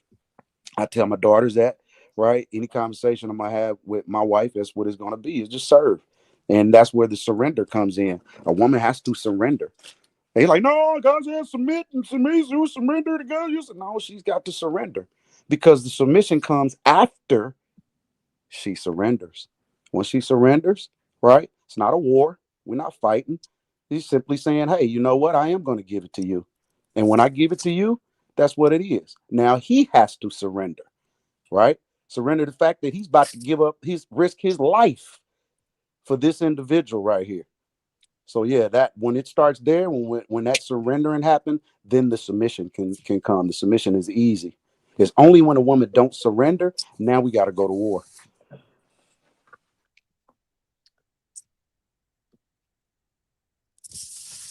Yeah, I could expand on one of those things that you mentioned right there about the whole delusion and where that delusion stuff comes from. A lot of time, am I here? Can you hear me, by the way? We Loud hear and you clear. All fine. right, We hear good, you good, fine. good. But after you, y'all, we got a new guest, so we're gonna give it over to him. But go Is ahead. that Uru? Is that Uru showing up? No, it's not him. Go ahead. Oh, all right, so that delusion thing, here's where that delusion comes from. That delusion comes from taking the exception and turning it into the rule. They'll see somewhere like, oh, I saw this one lady, she didn't know how to cook at all, but she got this spectacular man. Oh, yeah, look, I know this lady had like 3 kids for 3 different baby daddies. She got a good man. Oh, yeah, it's possible. It can happen, but it's also extremely rare. It's also extremely unlikely. And that exception ends up becoming the rule. Like the kind of thing like you talk about the man with no legs, like shoot, you can find a man with no legs that's a sprinter, an Olympic sprinter somewhere. But that exception, that extreme exception, for whatever reason, it'll become romantic, and what becomes romantic becomes popular, and what becomes popular ends up becoming the rule, even though it's an exception. All right, now we got. I still got a sign off on it on the floor. So you got the mic, my brother. You got the mic. Hey, Rod, thanks for having me here. Have this Friday, everybody. Long live the habitual line steppers. Yeah, yeah. I think we missed the point here. No matter how they try to change it, frame it, reconstrue it, misconstrue it, we think about the roles. Think about the genders. Lord created me to be a man. I am the natural leader. No matter how much you want to have this kind of fluctuation go, situationship, relationship, you're the man at the end of the day. You run that idea across to me. If I feel like some parts of it are in position to fall in line and comply with the mission, I'll go for it. But know that I still got to sign off on whether or not this BS gonna fly. How much of it BS? It comes down to our tolerance level. I really believe. With my case, how much can I tolerate? How much can I make chicken salad out of chicken crap? If I feel like it mentally. But if I get to a point where I say, nah, I need to reset, and everybody need to bounce. I need to clear my space. I need a clean slate and clean palate. Get down, but get down, or you get the hell on. And it all has to make sense. And let's go back a little bit throughout life. I'm understanding one thing. Women don't understand money. We kind of got an idea, but money is a game. That's the game. It's supposed to mix the money. Not when we get some extra, we'll splurge and surge. we're supposed to use it to add on. So when we have a black swan event like the poking epidemic where we got to all get stuff, we're good. We got, think about it on the macro level. Can we survive if we have another one of those type of events for a year? Are we going to lose 100% of our lifestyle, our productivity, our chance to associate with our friends, family, and our mental, emotional well-being? Will it be compromised? If it hits us at 50%, can we survive? And the network. I love my brothers. I love my cousins. I love my family. I love my friends. Roger's one of those friends. I love him dearly. But how can we help each other out? Because in my mind, being productive, functionally, black man who believes in black man leadership, he's on my mind when these events happen. So it trickles down to the productivity of our families and our society. We got to lead it. But black woman's role, the job, is to nurture. That's what you're created for. Nurture whatever I do. Nurture, good, bad, ugly, or indifferent. At the end of the day, I'm still going to have to clean it up anyway. I got a Michael Jordan. So, that being said, these women need to kind of remember none of the hair we Friday brings in their memories. And remember, man, God, man, woman, children, if they're helping out. But if they're not helping out, F the kids. And the church.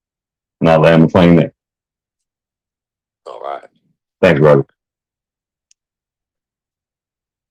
I like that nurture.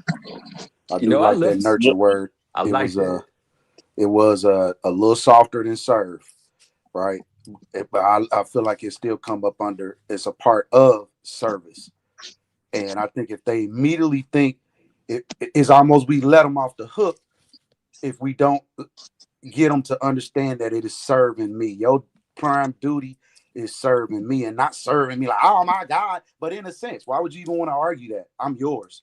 You shouldn't argue, want to debate nothing. Your duty is to make sure that I'm at the top of my throne at all times. Because guess what? When the other wives put their men before you on their thrones, that's when you realize the work that you have not been doing, right? As a wife. Oh, because now it ain't about. Oh, then you hear about like. it. What? Hold fast before you go back in. No. It's just Chef Mike's roundtable that came up, so I gotta let him get in. Yeah, all right, Chef Mike, you got it, brother. Cook us up. Good morning, good afternoon, good evening, wherever you happen to find yourselves on this fantastic Friday. Roger, I trust you are doing well, my friend, gentlemen. It's always a pleasure to share the panel with you all. Yes, sir. Roger, let me make sure. Am I coming in clear? Yes, sir. You coming in fine. Yes, loud sir. and clear. All right. All right. I want y'all to get your pens and pencils and your notepads ready because I'm going to use my 3-minute opening statement to just lay down some jewels for you all that have worked for me because I have been married for the past 27, going on 28 years, and I still got the same 6 requirements. Okay? So, and I actually wrote these things down so that I don't stumble over my words. Okay? First thing, she has to have spiritual awareness without religion. I ain't talking church. Okay? And I don't mean to offend anyone. I am talking spiritual awareness. You see, I need a woman who understands there's more to life than just surface level living. Someone who reflects, who checks herself, and who grows internally. You know, what does feeding your spirit? What does feeding your spirit actually look like day to day? Does it look like journaling? Does it look like solitude? Does it look like self awareness? What does feeding your spirit look like every day? And this is what I ask a woman before she can become my wife, because there's a difference between being busy and being grounded. See, if you don't know how to do any inner work, that's going to show up later in our relationship as chaos because you don't know how to do any inner work. And see, two people can grow together spiritually without having the same religious belief. And see, now, most people say that they're spiritual, but they actually don't practice anything. So, first thing, she has to have spiritual awareness. Second, I got to be attracted to her across all levels. I ain't talking about just looking good. I'm talking about sustained. I'm talking 27 years, y'all. Sustained attraction, physical attraction, emotional attraction, intellectual attraction, spiritual attraction. You know, the responsibility of both partners to have to keep showing the responsibility both partners have to keep showing up as their best selves, meaning she always shows up as her best so that I am always attracted to her, whether that is spiritually, whether it is emotionally, whether that is physically, whether that is mentally. She shows up as her best self. Okay. Number three, she has to have a sense of humor. Life get hard. The hell you talking about? Life get hard. I need somebody that's gonna be able to help me laugh through this thing sometimes. Because the humor operates as a coping mechanism during very stressful times. And if you take everything seriously all the time, that's gonna kill the fire.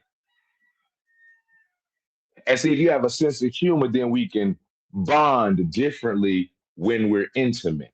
If you got a sense of humor. See, this makes everything human. This humanizes everything else. I ain't looking for a business partner. And I understand your analogy, Roger, but understand what I'm saying. I'm looking for someone who enjoys living and I can enjoy living with. I'm talking about a wife. I'm talking about commitment. I'm talking about long term. Okay. Number four, she has to have some goals, and her goals have to be aligned with my mission. Now, she has her set of goals, and I respect that. And I'm going to help her reach her goals as long as her goals don't go against my overall mission for my life, because I am not becoming a part of your life. You're becoming a part of my life. And if you have goals, which you should, and I require you to have some goals, I'm going to figure out how your goals match up with my mission. Some things we gonna reach, some things we not, but I'm going to help you reach your goals because that's on my path to my mission. We can't be going in opposite directions. Two people can't walk the same direction if they don't agree. Number five, she got to know how to cook and be willing to cook. Roger, I am so much with you on that. Difference is I know how to cook and I love to cook. I ain't gonna lie, I love to cook, but I don't love to cook all the time. And see, most folks hear that and think it's real surface. Okay. See, if you know how to cook, it speaks to your ability to care for a home. Because if you know how to cook, 9 times out of 10, your kitchen clean. If your kitchen clean, 9 times out of 10, your bathroom clean. If your bathroom and your kitchen clean, 9 times out of 10, your living room clean. You know how to take care of a home. You understand the nurturing side of taking care of a home. See, it's a form of care. It's not necessarily a gender role. It's a form of care. I can cook. I cook for my wife on many occasions. I don't cook all the time at home because I cook outside at work, but I cook for my wife, all the time. I cook for the family all the time, especially when I'm testing new recipes. So it's not about a gender role. It's about, do you have the capacity to care? Do you have the capacity to build a home? We ain't just splitting bills. Do you have the ability for reciprocity? See, everybody get caught up on quote unquote traditional roles. Now, I'm talking about intentional care and contribution. Okay. Last but not least, and I'm going to wrap up with this, she has to have a love for children. Now we're talking about lineage. See, now I'm talking about building a family, not just a relationship. See, this has to be established early because if it's not established early, we can't compromise this later. You got to love and want kids. We can't say maybe she'll change her mind. No, you don't qualify. I'm sorry. I'm talking about building a family. See, there's a difference between liking kids and wanting to raise them. We've said it on this panel many, many times. Most kids these days are maintained. I'm talking about raising a family, and there's a difference. See, you got to love kids the way I love kids because our parenting philosophies have to agree. I may go upside their head up until the time they 7 years old, and then after that, it's strictly voice. You may have a different way. However, your way has to line up with mine. And that's what we talk about when I say she has to have a love for children. Raising kids is one of the biggest shared missions that two people have. That is not something to play with or take lightly. People take it lightly, and that's why we have what we have now. I'm going to land my plane right there. Thank you very, very much. Congratulations to you, Chef. Thank you. Yeah, and shout out to the missus. She almost at that 30-year mark, y'all. And to me, that's a very significant mark. You know what I'm saying? Because I've said before, at least from what I've heard, ain't too many women worth listening to that ain't been married for at least 30 years. There's a couple exceptions out there, you know what I'm saying? But they ain't got 30 years in. They barely worth listening to, real talk. But I believe we got a great one coming along. Not that I'm saying she's gonna join the panel because that's Chef White, but I personally, because of who Chef is, I'm gonna believe she's very well qualified when she hits her 30-year mark because of the great husband that she has at the end of the day. You know, and I know a couple things about Chef that ain't been necessarily shared with the public. So to keep a man like this, and I can't do nothing but applaud her at the end of the day. And I'm gonna say this, y'all. See, we got to be realistic with ourselves. We got to understand what our faults are, the things we're trying to work on, and things like that. That's why I'm using cooking as an example. I know good and well I'll probably be dead before I like cooking. It's probably never gonna happen for me, you know. So me cooking for the family, that will be something I do only through obligation. I doubt I will ever have a time where I cook for the family because I enjoy it. Now it's possible I might have some kids one day and maybe I like teaching them how to cook. Maybe I can like it because it's about enriching my own children. Maybe that's a possible situation that I'm going to enjoy cooking in. But I ain't met the situation yet where I've enjoyed it. You know what I'm saying? I just have to do it. Let me Go help you out real quick. Roger, Yes, what you about that? will. What about that pancake Once you fundraiser? wait, Let me hit Chef first. you will change your mind about cooking once the right situation hits you. I kid you not. Once you see your child, son or daughter, and they say, "Oh, Daddy, this is good," you're gonna fall in love right there. And then it's not going to be about them and cooking for them. It's going you have the opportunity to actually nurture and nourish your own seed. You know exactly what they're eating. Now you have a chance to actually impart that to them at a very young age. Again, it's not just about cooking, it's about caring for a home, raising a family. And see, I fully expect the thought that is really kind of the going thought of the average thought for really from unmarried men. And it's not to say it's a bad thing, but it is very much expected because once you get on the other side, your whole mindset changes. And that's not something that you can't see what's on the other side of the bridge until you get there. You can speculate all you want, but you ain't gonna ever see what's on the other side of the bridge until you cross it. Mm. Yeah, And I would that's see that's something I can respect. And I think honestly, it would take me have to cook for my own child for me to enjoy the experience. Because I know how to cook. I Or come from a family of cook. We throw down. Real talk, yeah. y'all. Everybody in my or family can throw down. if if you get sick and you figure out how to cook to make yourself well, you will Hmm. love cooking because you have figured out how to make yourself well without pharmaceuticals, without going into medical debt. Bruh, it's a ton of ways to Hmm. fall in love with cooking. It's an awesome thing when your kids implement the very practices that you taught them, right? That they moms taught, the shared, right? The shared sciences of I don't know how nobody else do, but that's just how we do in our hood. And when you build, to me, I can say that because like Chef, I've been with my wife for quite a long time. You said that a woman that's been married for 30 plus years, is worth speaking to. And I would totally agree because that means that man didn't want to let that go, right? And likewise, there's a certain bond, and I think people have marriage mistaken as perfection. There's this, there's this, there's this, when both parties are rigid in anything, even in business, it's just not going to work, right? You have to be malleable to a degree. But ultimately, as a man, you come in with the plan. That's your authority.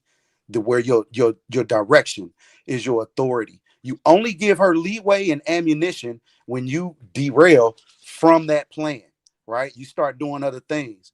And no human is an idiot, right? So you can't expect somebody to follow you when you came out to be a preacher and then all of a sudden you selling wigs. Like it's just not, it's not aligning. And so it's conflicting because they originally signed up for one thing and it's going, but we being humans, we adapt. That's what happens.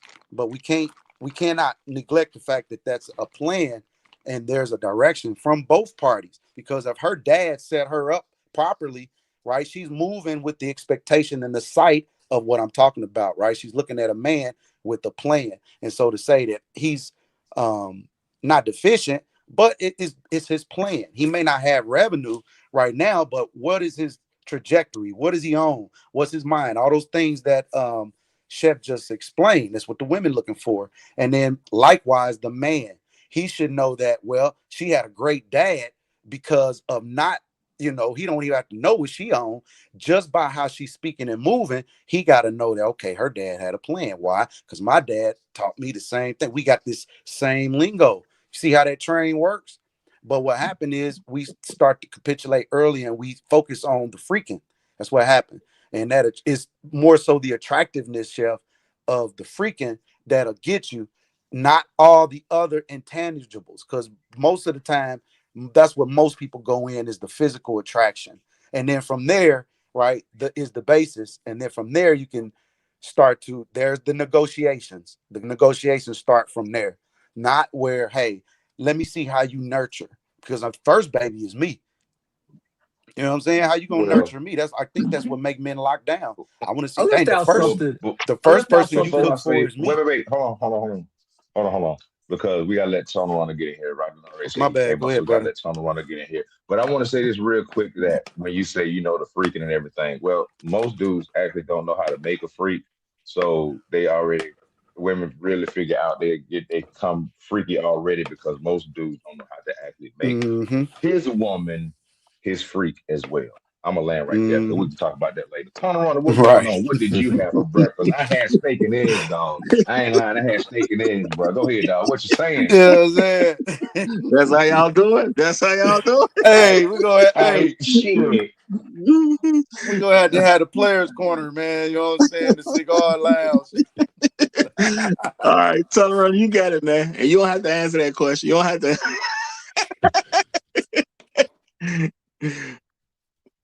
You on mute, Tell Tana. it. You on mute. Tell it. Tana, you on mute. Maybe something got him. Maybe Eating something got him coconut right now. pancakes. Oh, He dang. Yeah. That's shame. he may be eating breakfast. He may be chewing something right now. His wife take good care of him. He probably trying to drink down some mango juice or some papaya juice or something like that.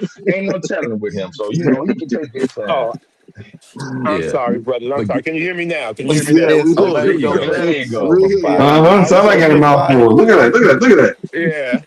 I Uh-huh. mean, I was being loved this morning. I was being loved with some coconut pancakes and some Told spinach you. omelet with some. Well, I had some tea She put some cinnamon in the tea, and I think some clove leaves, not clove leaves, but some cloves, just give me a little extra Mm-hmm. pep, And everything was good this morning, and you know, um, but she's been well trained, and she makes it very easy for me in my life because she was well trained. So she knows that there's certain things to make a home a house, and she does those things without me even asking. She's was been pre-planned in her mind to set me up for success. Very positive, very spiritual. She prays for me every day. She wants the best for me. So I mean, it just makes it easy for you to be a husband when your wife is being a wife. Come on. And Thank you. that's what I want for all of you guys. I want y'all to have a good woman that's going to make it easy for you to be a husband and be a family man and to progress in life. And I'll land right there because things are going good. Hallelujah. That sounds like real good to me. There was something I You left hear out me? earlier, like since we were talking about a black man's wife, like specifically a black man's wife. A black man's wife, the number one thing is you can't be a white supremacist. Mm. And that's supposed to be just I about agree. universal I to all agree. the brothers. You can. Let, let, let But me they let gotta me go catch back on. to consult. Wait, let me go back to consult the list because if you wrote the list down, you'll understand spiritual awareness. Mhm. Life is deeper than just surface level. How do you keep your spirit in Mm. check? Because see, once you keep your spirit in check, I don't have to worry about a supremacist Mm-hmm. seed being buried there because you know how to till your own ground. Attraction across all levels. I'm not attracted to a white supremacist. And once I see that, once I hear that talk, that's not attractive to me mentally. That's not attractive to me emotionally. That's not even attractive to me physically, even if you do got a rack and sitting on that question mark. Come on. Because see, I'm not talking about just hitting it. I'm talking about building a family. And I can't build a family with somebody who don't keep themselves attractive to me and who don't have any spiritual awareness. See, the list works. And you can apply that across boards. And I it agree. transcends religions, it transcends race, it transcends Mm-hmm. cultures, because these are the core things that make up, from what I have found over my experience of the past 27 years, this is what makes up a good marriage, the good start of a marriage. You get these things, and if you as a man understand these things, and I ain't talking, just pounding your chest because I'm a man. No, no, Negro, that ain't what I'm talking about. I'm talking about you actually embodying these principles. Come Like on, man. you actually live them out. Folks can see it without actually ever talking to you. Do you do that? And I'm gonna be honest, fellas. I'm gonna be real honest, and it might hurt sometimes, but most dudes don't. They talk shit and they don't walk it. Mm-hmm. I agree. Bottom line. Because if you put a microscope on their lives, you would see that they are just as broken as the women that they talk about. I ain't talking about nobody on the panel. I'm just saying if you took the Family Feud survey, this is likely what you would get. Well, I'm gonna say you do have to look at your own life because what I was trying to get to earlier was that you have to be aware of your own flaws. And I'm using cooking as an example because I don't like to do it. I'm aware of something that I really don't like to do. So Mm-hmm. for me to put an effort in when it comes to cooking, that's something I'm trying to remove from my life because I don't want to do it. I know how to do it. I cook for myself so I can eat, but it's not something I enjoy doing at this particular point. And I do give, if I'm cooking for my own children, that's what I'm saying, because I understand a little bit about what it can be like to do for your own child, and I've always looked at those relationships very differently.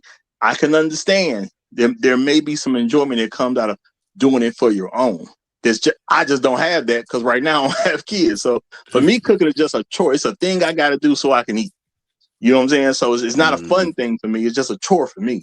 So Right. you got to look at where your flaws are, and you got to make sure you Mhm. get somebody who's going to help you accommodate some of the things that you are flawed in. And So I'm gonna don't say, say flaws. I like to, and this is just me. I say, hey, we're not flawed because you can't cook. So it'd be different if you couldn't cook. But you just say, hey, I'm strong in this over here. I'm not so strong in this area. And I like to be a little stronger. And what do we do to get a little stronger in an area? Right? We work it out. So whether you go grab somebody to work that out or you work it out yourself, right? We just need to get a little stronger in that area. Okay, I can hear you there. Shout out to Emerald Edge 72. He said, shout out to Chef Mike. Thank you very much for that list. Hey, y'all, you get a lot of great stuff over here at the Roger Report Live, and they come from more than just Roger. So, you know, if somebody needs to tell it to you, write that down. Okay. Hey, write that down. That's the new. That's part of the appreciate the new. love, Emerald Edge. The new. That's a new thing. That was a really good thing from coming from somebody that's right there with them. I think that to dial it down to Hey, that Chef. is remarkable. Hey, Chef, can I add one thing to your list? Yes, sir. Someone that helps you resound and remain with a positive peace of mind at all costs. To lead, to be able to be functional, productive, and to be able to be the best man and best version of yourself to lead her. That right there, that falls up under the sense of humor. Because when life gets tough, you can't meet my fire with the same fire. If I'm down, and look, we gotta be honest with ourselves. We get down, we get depressed, we get low sometimes. You can't be low with me. You got to be able to meet my opposite energy. If I'm low, you got to know how to bring me up. You got to have that ability. And I'm telling you that from Jump Street because I know life gets hard. So when you're able to do that, hell yeah, I can stick out my chest a little bit more. Hell yeah, I can doggone work a little bit longer. Hell yeah, I can go out here and not worry about these ratchet doggone Sharkeishes out here because I understand what I have at home. And I don't have to ask her what she brings to the table. She put that shit on the table that I sat in front of her. And she didn't say nothing. She just started cooking. Come on. And she told me to sit down and she started fixing my plate. That's the way it's supposed to be. That's what I mean when I say she has to have a sense of humor. She got to know and had the ability to pull me out the fire when she see me going down a spiral. Absolutely. And every woman can't do that. Most women gonna kick you when you're going down and then talk to their girlfriends about how bad you're going down. And that's why your dumb ass ain't married. I'll pay the cornbread tax later. Fish him. She know what I need. I don't have to say a thing. She know what I need, right? And that's I heard what you Roger choose. say it like this. Listen, I heard Roger say it like this, and I have adopted this. Roger said it like this: if you don't tell your wife, your woman, how to fix your sandwich, she gonna bring you another nigga's meal. Now y'all let that marinate and let that apply wherever you need that to apply. I feel you. Shit, yeah, you spitting game. You giving free game for free. No, it ain't free. No, it ain't free. Hit that super chat. Everybody out there in the audience, hit that super chat. Y'all on the panel, pop down, My go into apologies. the chat. You are damn Hit the right. super chat. Hit that cash Damn app. right. The cash Hold on. app stay open 24 hours a day. Is right there on the screen. $, the Roger Report. Y'all quit playing. And the cash app work This too. free. Now, Chef, Compassionate heard your request. I mean, he knows your request about the clip. So he's saying, can you repeat the full list for me, Chef, so I can clip it?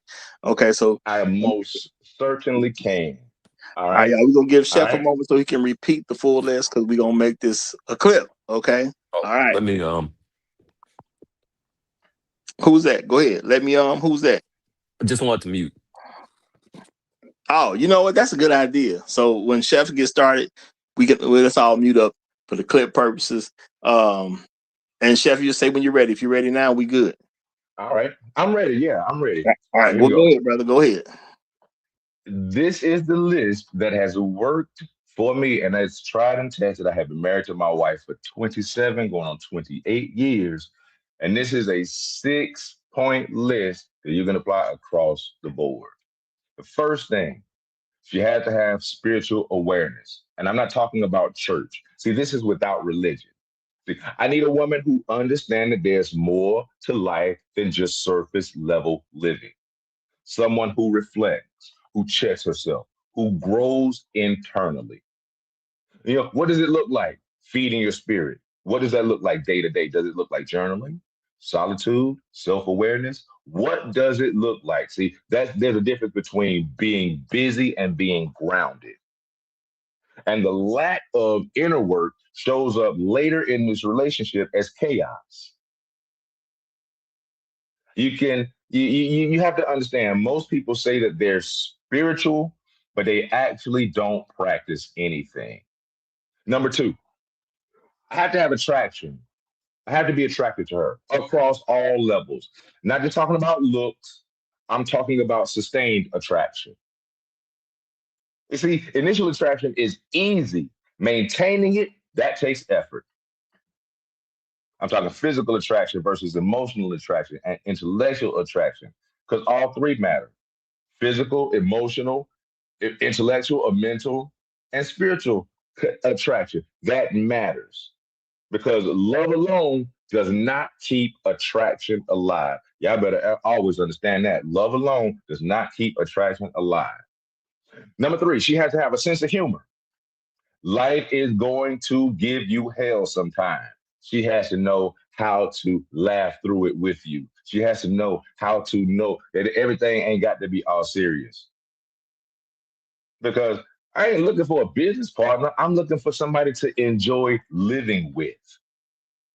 I'm talking playfulness, not immaturity. There is a difference. And see, when when we have a shared sense of humor, we can form a bond and intimacy that goes so much deeper. Number four, she has to have some goals for her life, and her goals have to align with my mission. I respect your goals. I respect your goals, and you got to have goals. But we can't be walking a path and going in two different directions. Your goals have to line up with my mission, and I am going to help you reach your goals because they line up with my mission. Now, that's going to help. That's going to rub some folks the wrong way, but probably you're not married. Just saying. Number five, she has to know how to and be willing to cook, because see, this speaks to more than just cooking. This is caring for the home. See, I'm looking for a wife who can contribute to the environment we live in and take pride in it. I'm not talking about splitting bills. I'm talking about building a home. See, cooking is not a gender role. You're showing me that you can care for me, that you can nurture me. And then she has to have a love for children. This is very important because I'm building a family, not a relationship. And this has to be talked about very, very early on, because we're not going to get 5 years down the road and I'm still going, well, maybe she can change her mind, maybe hoping she can change her mind, hoping she will change her mind. No, no, no, no. We're going to deal with this in the beginning. She has to love kids because this is alignment early. And there's a difference between liking kids and wanting to raise kids. I'm not looking for the woman that wants to be the cool auntie.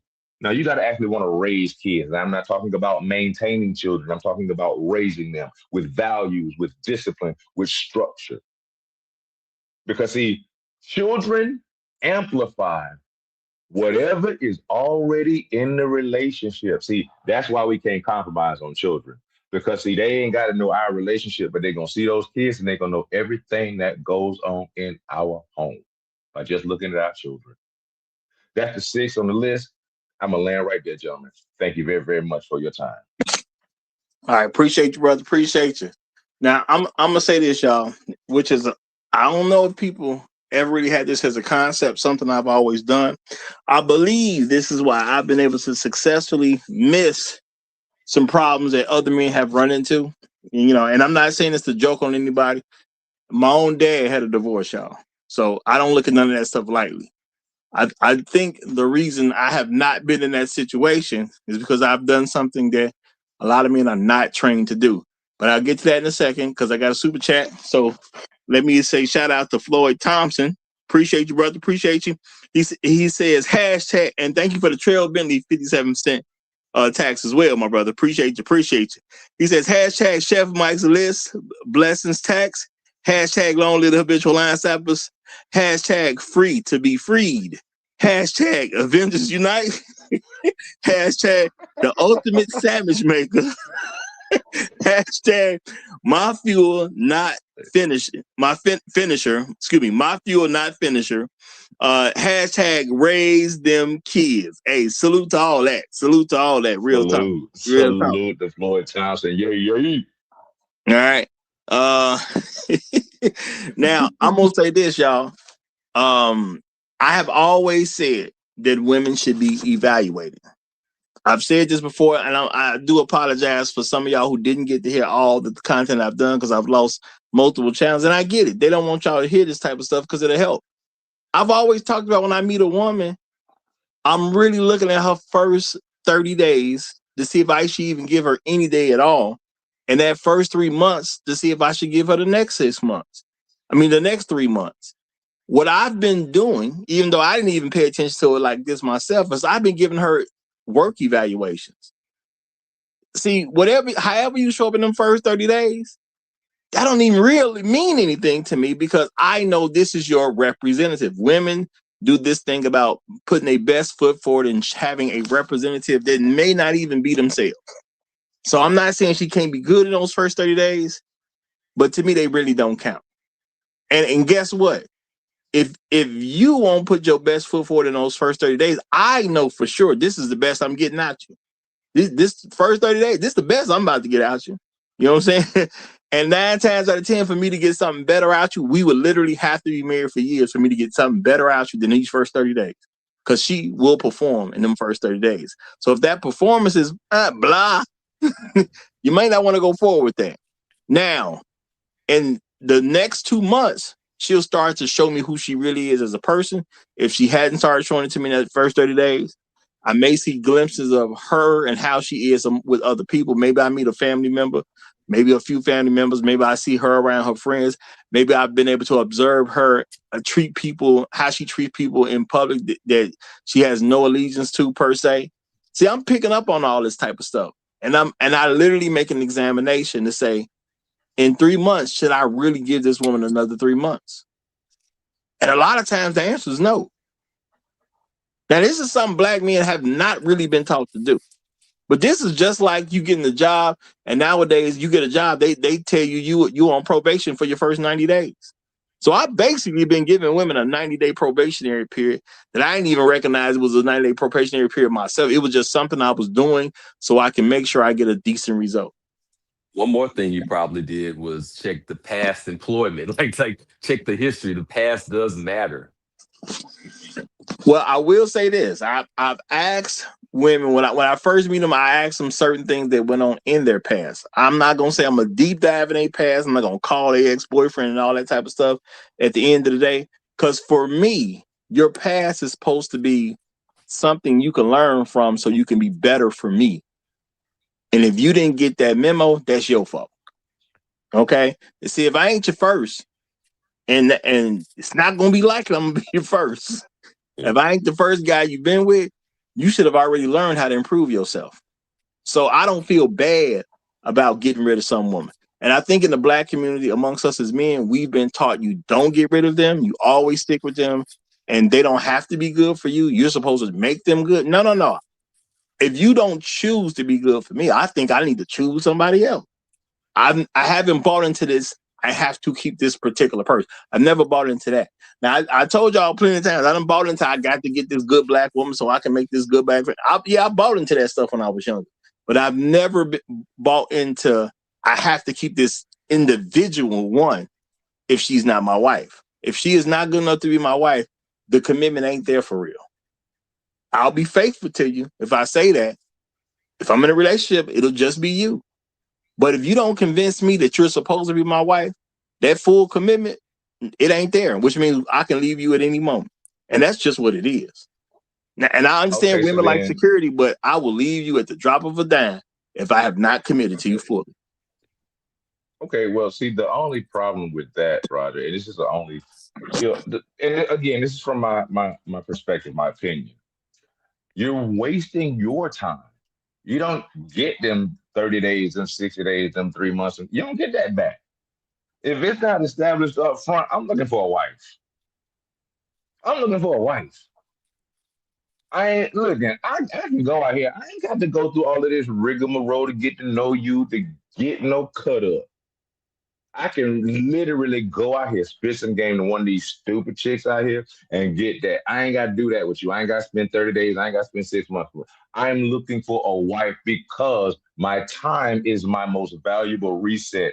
Is my most valuable resource. Is the only resource that's not renewable.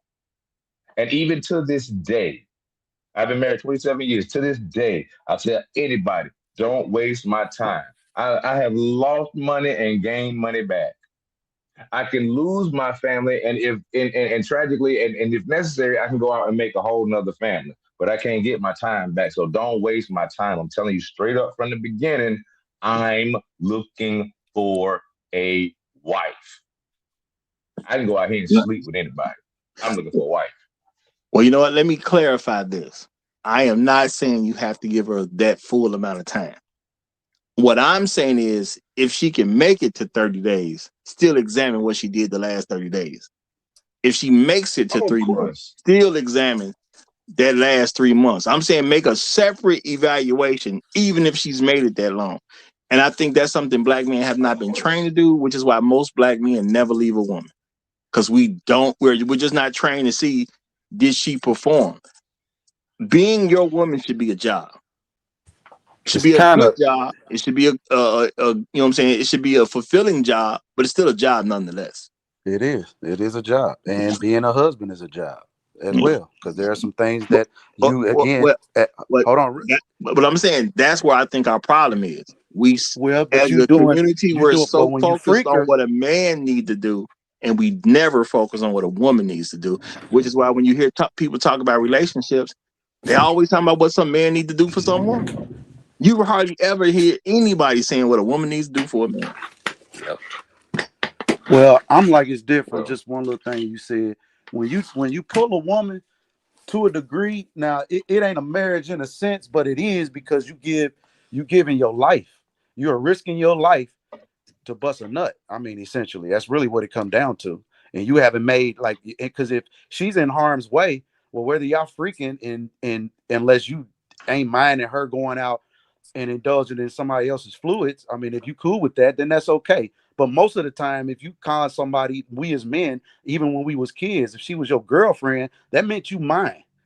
That meant if somebody picked on you, I'm good. They got a problem with me. That mean that it ain't nobody else touching her but me. I didn't pull this. This is mine. We know what that do. So I don't see how the rules change as we become adults.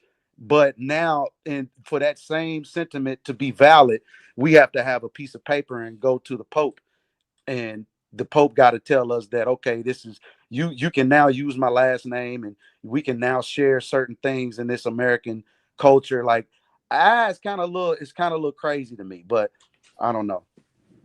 No, I think what you're saying is very legitimate. And the point is, that's why she's supposed to show you she's a wife so she can get married. If you won't do the things a wife would do, I don't know what you're going to do after you get married. I hear plenty of women say, well, I wouldn't do that because those are wife duties. Well, if you don't do wife duties, why would I marry you? That don't even make sense to me. Now, there are guys who don't want to do quote unquote husband duties. And I totally get it. And I think a lot of people, they complicate their issues, which I've said before, because they live with somebody of the opposite sex. I've done it myself in the past. And I keep recommending people not to do that. If you don't love her enough to marry her, don't be in the same home with her. She needs to love you through living on her own, or living with her roommate, or living at her parents' home. And once you see her as a wife, then you could bring her into your home. But see, I'm not paying your bills with some form of obligation, and you're not my wife. Now, I can give you money to pay a bill, but that's just something I did for my woman. There's no obligation. I do what I want. You can ask me. I don't owe you squat. But baby, if you don't give me this $60, my phone gonna go off. That's a personal problem. I can choose to solve your problem for you, or I can choose to ignore your problem because you ain't my wife. And that's just what it is at the end of the day. It's what I feel like at that particular moment. What I feel like, because it's not a duty. It's just a feeling. If I don't feel like paying your bill, your phone just off if you need me to get it on. And I don't feel bad for it at all. It's not something I'm not going to even think about because it ain't my job. Now, my thing is my woman can show how she's willing to do a job for me so she can convince me that I should marry her. Because once you get married, it's a whole different complication of separating at that point. Separating easy when you haven't gone through a marriage. That's why I think more men need to do it. We need to do it before we get into these marriages, and then maybe you see a little bit of a difference between a wife and some quote unquote girlfriend. Now I'm gonna read this super chat that just came in from Elder Blood. Then I turn the floor over to Black Uru since he just came up. He said the black woman robbed the black man of his God, his crown, his lineage, his prosperity, his procreations, his peace, his security, his dominion over land/air and sea. Faith and karma dictates loving white women shall return all to the black man. Now, on that note, I'm going to say I wouldn't use the term robbed because we don't have to be with her. And that's why I want black men to start really thinking. We don't have to be with her. We'll be with her if she's worthy, but if she's not, we don't need to be with her. Now, what do you say about the white woman?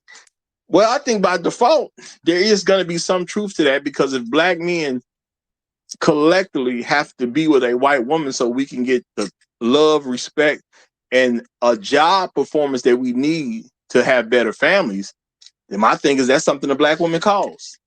Because we clearly would pick them first if they would be worthy to be picked. Black men got no problem picking black women. The issue is, are they worthy to be picked?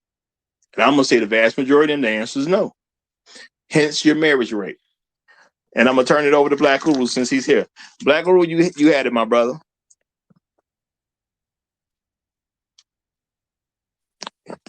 Yeah, thanks for having me, Roger. I hope you're doing well. I hope the gentlemen on the panel, folks in the public chat, we got a chef sighting there, Chef Mike. It's always good to be in the presence of the man who's carrying the big stick. Elder, always no a pleasure. pause there. Yeah, and I hope the folks in the public chat are doing well also. The more I think about marriage, or I think less about the women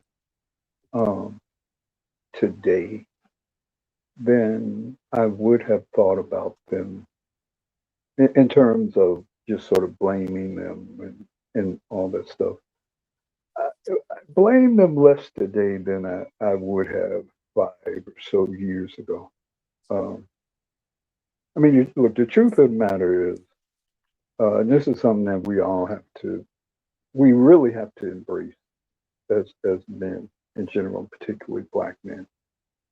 There's somewhere around 4 billion women on this planet. Billions of women on this planet. You can find you a woman that's going to get on your program. This whole fussing about what Black American women in particular are not going to do for you, going to be or not going to be for you.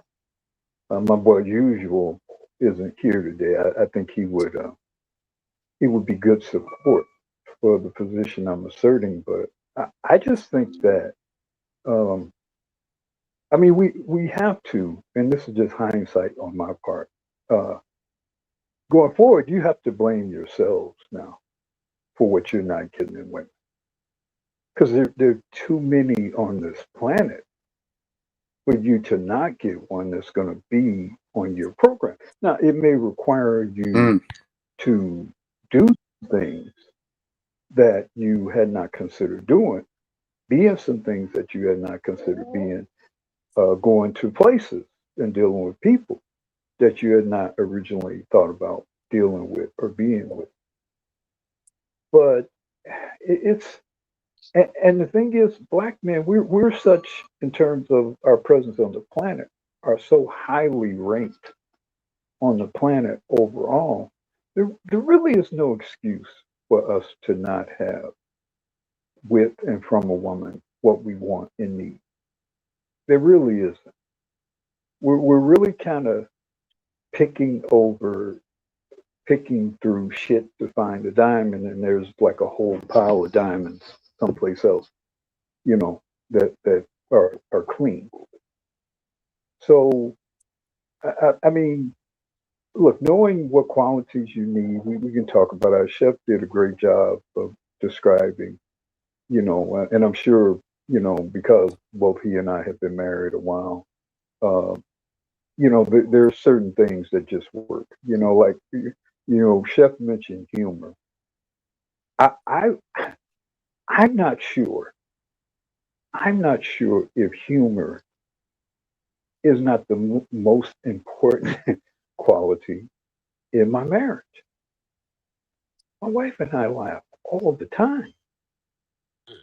Sometimes it's we're laughing at ourselves, laughing at each other, laughing at our kids. Our kids are laughing at us. We're constantly making fun. Sometimes it's a kind of gallows humor of us getting old and saggy. We laugh all the time. It's very difficult psychologically, spiritually, even if I may, if you will allow a heathen to reference this. I think it's very difficult spiritually to resent and hate and fall out of love with somebody with whom you regularly laugh. They don't go together. You can't have laughter and hatred or resentment in the same place together. So I look, there are lots of other elements, trust and all those kinds of things, and people regularly talk about it. But especially over time, especially like I say, you start to get old, gray, and balding, sagging. Um, being able to laugh with each other, having good humor with someone who you're going to spend maybe your whole productive life with is a most essential, in my view, most essential element. And I guess I'll end my very lengthy and somewhat winding opening statement there. All right. Good to hear. Shout out to Gregory Scotland. Appreciate the super chat, my brother. He says, Roger, it is interesting when I grew up in the late 1960s and early 1970s, men and women would choose legal or non-legal separations over divorce. Well, I'm gonna say that might have a lot to do with what has divorce has changed into nowadays, and the fact that we were somewhat good with each other, and I believe we had more mutual respect for each other back then. That's what I'm gonna personally believe, that we had more mutual respect for at least a good chunk of the population. I say at least a good chunk of the population. It's hard to say what really happened after slavery and how things developed, or when you had Jim Crow. But I personally believe a large chunk of black women had more respect for black men, and if they just wasn't working out, I think they was cool with just not working out. I believe now, because of how divorce works, because she wants to hurt you, she got to take you through the divorce. It won't just be a separation. I have to hurt this man. How can I hurt him? I can take him through a divorce. You have a whole family law industry as well that has manifested, since Gregory Scott, because I think Gregory and I are probably around the same age. So I saw and knew, had family members who had long since separated, but until death did they part. They never formally divorced. Now, obviously, that can cause problems if you have other people in your life and you die, and who actually owns what, and, because technically, in Illinois or whatever, the legal wife and or husband would still be entitled to, if you die intestate, would be entitled to a third or whatever of the estate, So, and then the rest to the children. So, it was a troublesome thing. But I think people also, I think there are several things. A divorce was a violation to black people. It was a violation against God. I mean, black people were serious about this, you know. So, it was it was a religious thing. It was also a family thing. We got children, and we're suspicious about how we're just going to tear things apart, and what's going to be the impact of that. Divorce could be expensive for a lot of people, very destructive for a lot of people. So there are lots of reasons why black people abstain from formally divorcing. But you're right, Roger. The women are much more vindictive now. They're rewarded for their vindictiveness. There's an industry erected around rewarding their vindictiveness. So yeah, it's a different thing now.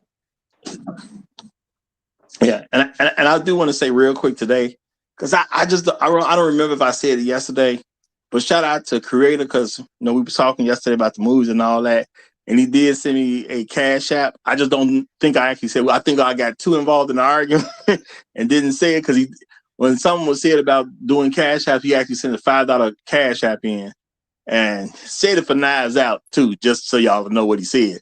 But I don't think I even said it yesterday because we got a little too involved in trying to prove a point or whatever the case is. So my bad No, about it's that. good, man. My bad. I was trying to lobby for Knives Out, but it was already stepped on so tough it didn't matter no way. Yeah, but I want to make sure I acknowledge it though, because I do say all money on the wood is good over here. So I don't want nobody, what I'm saying? I don't want nothing getting out there and I don't acknowledge a person. Okay, so just wanted to make sure that was out there. And I'm gonna say, yeah, I do believe the religious background I think more people did more to practice religion. So it was a whole thing about putting your wife away or a husband, or putting away a wife or a husband that people kind of bought into. So it's like, yeah, we're gonna separate, but I'm still not gonna be with nobody else. I think a lot more people practice stuff like that back then, as far as the times that Gregory Scotland was talking about. And without having that industry backing it up, of course, it's gonna be a lot tougher to do. Now is the women can come on, just take them to court. Don't worry about it. He gonna pay for all of it when it's all said and done anyway. So don't you worry about it. You just come here and tell your story. We gonna get him to pay for it. And at the end of the day, all you're gonna do is collect money. And I think that's a pretty big part of the process at this particular time, that a woman just goes to court to divorce a man. And I don't think she even spends any real money for the most part. Now, I know there's some women who gonna hire their own lawyers and all that type of stuff, but for the most part, I don't even think women spending money. It's like they just get a divorce and then a man ends up paying for it anyway, so it's free to them. Well, if it's free, why not? Well, back in the day, the women were more valuable. So it made sense for, instead of us to divorce, I do still have feelings for you. You do have a value in my life. So I would rather we separate. I don't want to see you under. And, kind of back in the day anyway, if a woman was left out to her own devices, it was a challenging, way more patriarchal, if you will, back then than it is now. So, to have a woman just out on her regulars, you could oftentimes see women calling men to say, hey, can I borrow a few dollars or something that happened? I'm in between jobs. Hey, I just need a little help. And back then, again, for the most part, the women were worth it enough to where a man didn't feel, I ain't tripping on a few dollars over here. But now that turned into, well, you had it to, it turned into that big vindictive energy. So now you have more men conscious about, prenuptials or even pre-legacy building. Is what I like to preach. Before you even get started, you just kind of know this energy and what, you hate to do it, but you got to engineer for the bad side. And then, hey, you obviously planning for things to be great, but you definitely have to engineer for the bad side. I'm going to say, well said. And shout out to Gregory Scotland one more again. He said, Black Guru, unfortunately, many black men are much more apprehensive about expanding beyond their backyard, especially when it comes to traveling or even going outside of our neighborhoods. Now, I'm going to agree with Okay, that, let's start that Gregory, one. because real talk, this whole passport movement thing, I ain't mad at y'all, but I'm definitely mad that it came up so late in my life. This should have been around when I was in my 20s. How do you think we feel? Bro, Real what you talk. talking Can I about? say something to this one? Can I say something to this one, Roger? Go ahead, go ahead. Yeah, it says, unfortunately, many black men are much more apprehensive about expanding beyond their backyard, especially when it comes to traveling or even going outside of our neighborhoods. Well, if you were paying attention, Black Uru already answered this particular point. He already spoke to this. And he said, and I'm going to do my very, very best to quote this wisdom. If you looking for a diamond in a pile of shit, there's a pile of diamonds over there that you refuse to go to, you get what you get. You can't blame nobody if Yeah, you don't take your hands out of this shit and go over there with that pile of diamonds. It ain't nobody's fault but yours. you If you're apprehensive, that's a you you thing. could If you not scared, that's a you thing. you could you could not This have more nigga crazy. perfectly described my view of that.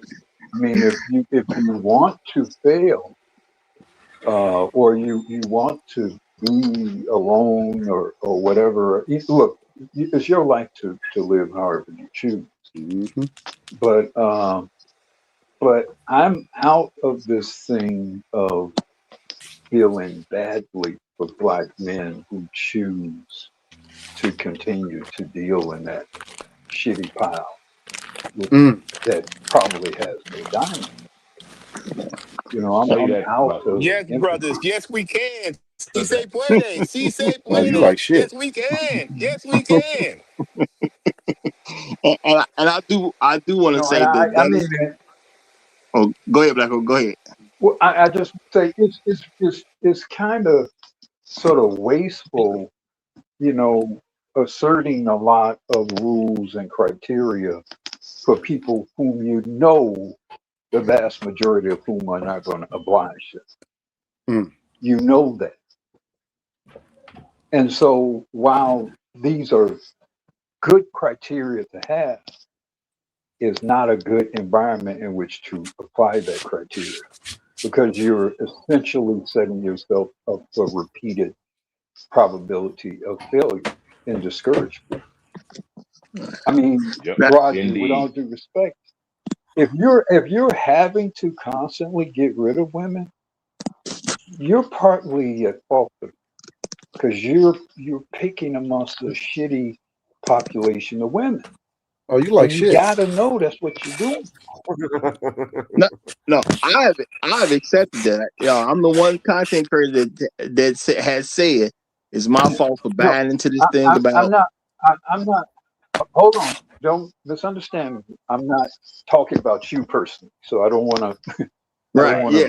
to. I'm using you in terms of people, not a person, because I don't want it all focused on you. I'm essentially saying this to anybody who listens.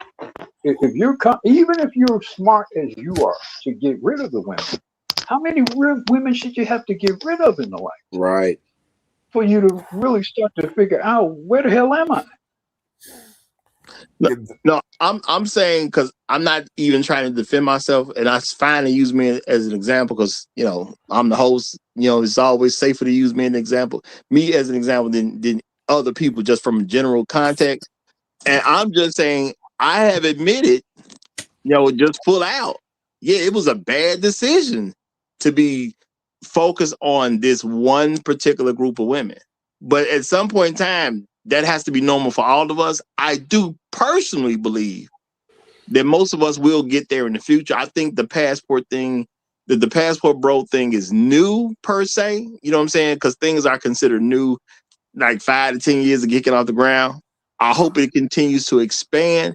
And I believe that would help a lot of folks kind of get it together. Because for the guys who go get the women from somewhere else, boom, that's for them is immediate better situation. for some of the other men who may take a little longer to say, well, yeah, I'm gonna go over there and do the same thing because I see the other guys are getting good results. So I might as well copy the people getting good results. I think it's a wonderful thing. And I'm gonna say shout out to Q. He said, Roger, it's not too late. Just get your passport and roll out. I'm sure you will have a ball. No, look, brother, for me personally, I don't even want to go through the trouble of being a father anymore. This was something I wanted to do when I was younger. Y'all, yeah, and I appreciate people showing me the love. I'm gonna say that I appreciate people showing me the love, but I'm at a point in my life where the people I went to school with, they becoming grandparents at this particular point. It's not something I have a true desire for anymore. I wanted to be a family man when I was younger. At this particular point in the game, I'm not gonna say I just turn it down if it just fell in my lap, but for me personally, I doubt if I ever go pursue it again at this point because it's not something I'm just interested in like that, and that's all it is. I don't have the interest anymore. But go ahead. No, that's the trajectory of young people though. That's crazy, and they do have, a lot of young people do. So I won't say every young person has this description in their life of parenting as being bad parents. They actually got good parents in their life. And the trajectory is they're just not interested in the concept of even wanting to lock down with an individual. So we can say marriage, or we can say cohabitation. We can say whatever we want. Just to have to even say you got a boyfriend or girlfriend is now even being frowned upon. So just even the idea of men being with women is really crazy to me. But I don't see no downgrade in women advertising as if they really want men, or I don't see the downgrade of men striving for greatness to see if they could even, pull women. And this is crazy to me because it should be, naturally, I would think that naturally men would be attracted and want to be with women, and naturally, women want to be with men. But in today's environment, if I was like a young person, I'd be the exact same way. I wouldn't even, it wouldn't be no doubt in my mind, because just having the conversation, I see, where the majority and even the foreign women, at some point, you are who you are. If you can't turn a no to a yes, then you're going to have problems wherever you go, because they're not vibing for what it is that you're talking about, or your energy. So you're going to put out the same energy, and somebody that don't know will only not know for long until you basically open that mind's eye up, and then they start to I guess experience the things about you that shit no one in the world would like. And even a dog, like I said, even a roach don't want to deal with bad times. So I mean, but I am gonna say for younger men, I do believe, just honestly, foreign women are just going to be more of the way to go, or women from a different culture are going to just be more of the way to go, because at the end of the day, as a black man, they want you to be gay. That's a very accepted thing amongst the mentality of black women. I'm not saying you can't be gay. It's a legal thing to do in America. But if you're a straight black man, you're going to have to understand that black women want you to be gay. And if you either gonna choose it, I'm not saying this as a joke. I'm saying from what I'm actually observing. I'm not saying this as a joking thing at all. You had a choice to act like a gay man, so you can get with them, or you can just get with the woman who's looking for a man like yourself. And at the end of the day, I just don't know if America got a whole lot of women trying to offer what a straight man is gonna want.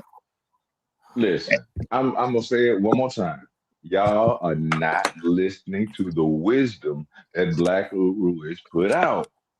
Listen, I can take a pile of shit, put it on the stand, shape it, put ice on it, put fondant on it, decorate it all real nice. It don't make it a damn cake. It's still a pile of shit. Hey man, So instead of getting a pile of shit, I'm going to a real bakery. And now, Roger, you just said something. You said foreign women are going to be better, but I want to make something clear. I want to tighten that up, because that's a blanket statement.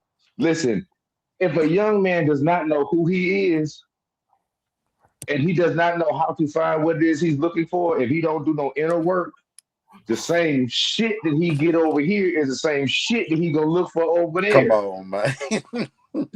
Man, you gotta understand how to actually interpret recipes. I'm going with your analogy, Roger. You got to understand how to interpret recipes, how to look for good ingredients, how to look for the signs of good growth. That this food came from a good place, a good source. These fish came from good waters. They didn't just come out somebody's backyard tub. You got to know what you're looking for, and I don't care what environment you're in. This one, that one, wherever you go, that's where you are. And if you take your same standards from here to China to London to Brazil, you gonna find the same shit that you been getting. Well, I do agree that there is truth to that. Wow. A lot of truth to that. I do 100% agree with that. Really, what I'm saying though, because I don't want anybody to feel like they getting lied to. If you a young man and you are straight, especially if you black, you may want to go somewhere where they like straight black men. That's all I'm saying. Because I second that motion. okay. And I'm not saying that in any kind of joking manner, y'all. I'm not saying that in any kind of joking manner whatsoever. I'm gonna let you address it, but then I got two new guys I got to get in. I got perfect timing here, and usual business has come up. So say your response, but after you, I got to get these new guys in. Matter of fact, we got one more new guy coming up too. All right, go ahead. Okay, well, the last guy, you could drop him off. Your mama. So, anyway, well, listen, nigga. As you can see, Oprah's having my baby, so congratulations, stop hitting, nigga. Sign that nigga up for the long walk. So, first, I want to say this real quick. So, I heard a lot of people dropping gems and this and that, but at the end of the day, gentlemen, I gotta correct some things. Now, I've been living abroad for 23 years straight. Asian women are not like black women at all. Asian women are not like white women at all. They are totally different hoes up in here. Now, are some people on some BS? Absolutely. But can you find good quality women? Yes, you can. And do you need to be that guy? No, you don't need to be that guy because they were raised to be that way. Factory made. Now, can you ruin the hoe by being too nice and all that? Maybe. I don't really know. I don't think so. Absolutely. Because at the end of the day, they come this way, right? And you're not going to change 20, 24 years of indoctrination just being with your ass. That's just not how it works. So, and Perfect Timing can back me up because he's a fellow brother of the Asian League. So he'll back me up on this as well. And at the end of the day, you got, matter of fact, I'll put it to you like this. You go on TikTok and YouTube right now. What do you see? Japanese and Filipino women begging African American men to come over. They are saying to you, We will pay you to come over here. brother. Can you please relax? Relax. Look, at the end of the day, they are saying there is not a better combination between Asian women and black women right now. That's the hottest thing on the market right now for Passport Bros. Not East African women, not Latinos. The hottest thing right now were Asian women and Vietnamese women talking about look, if your dick is too big, take two of us. So now pass the mic on that. Yeah, that's true. They talking about it Or right I now. want to know why is it Get with the Gentlemen, before He y'all said- get he said- riled up, I got Hey, new but guys they that doing- need to get the floor. I got new guys that need to get the Go floor. ahead, man. I forgot to say one other thing. I'm sorry. Disclaimer: Black gonorrhea is a real thing, so be careful. I was just say real quick, shout out to Yokami. He said, "What kind of math is that?" Hey, you know what? it would work for me. That man will work for me. Perfect Timing Podcast. You got the phone. We're gonna get usual business in after you, and we're gonna get right back. So do you get 3 depending on how many more inches you add to the math? Like, I'm just wondering. You get the third one because 2 don't like anal, so the third one. Hey, I'm gonna say real quick. Shout out to Yoga when he say, "What kind of math is that?" I'm just gonna say that's one of those situations. It's one of them situations where I ain't got to understand everything. I just need to know enough. Okay, that's black math. Just a rule of thumb, I guess. But I just wanted I came up because it sounded like we was turning to roast Roger, so I liked that portion. But I really want to say thank you to Chef Mike, because when we highlight what Roger says, like, for those young men, because we older, like, but for those young men who listen to us who might find themselves in the same situation that Roger was in, where they want to be married, there is a right way and a wrong way to do everything. So if you didn't write that down, definitely re-listen to this, catch the replay, gang. Because if you do want a successful marriage, and you heard the elder say, all we do is laugh. Married people live longer, happier lives. His life is filled with joy and fulfilled. So as you're a young man, one of the things you're going to look for is my life to be more colorful, fulfilled, joyous, right? And you want to have these memories, right? Like, even like old gangsters, man, what we do is we reminisce on these old times in the street. Imagine building a life with all of these colorful, vibrant memories, right? That's what's so rich, right? And as I heard him describe, we laugh all the time. I thought about true wealth, right? And this is such a powerful message when we talk about true wealth and what being rich is. And how do you really get there and obtain it? Chef Mike gave you. And these things, like Roger says a lot, the car got a motherfucking drive when you buy it. She got to have this before. You don't look for this after you marry in counseling with the pastor. It's too late at that time. These 6 checkoffs that Mike said, it got to be done while you vetting her. You know what I'm saying? And we making jokes, but race wasn't part of it, man. And one of the things I thought about before Mike even said it is from my own experience, and I love how he put it number 2. I love that elder put humor first, but I love that he put attractive, because those of us who are married and a woman that's had children, like, we go after bad bitches, right? But bad bitches is lazy, right?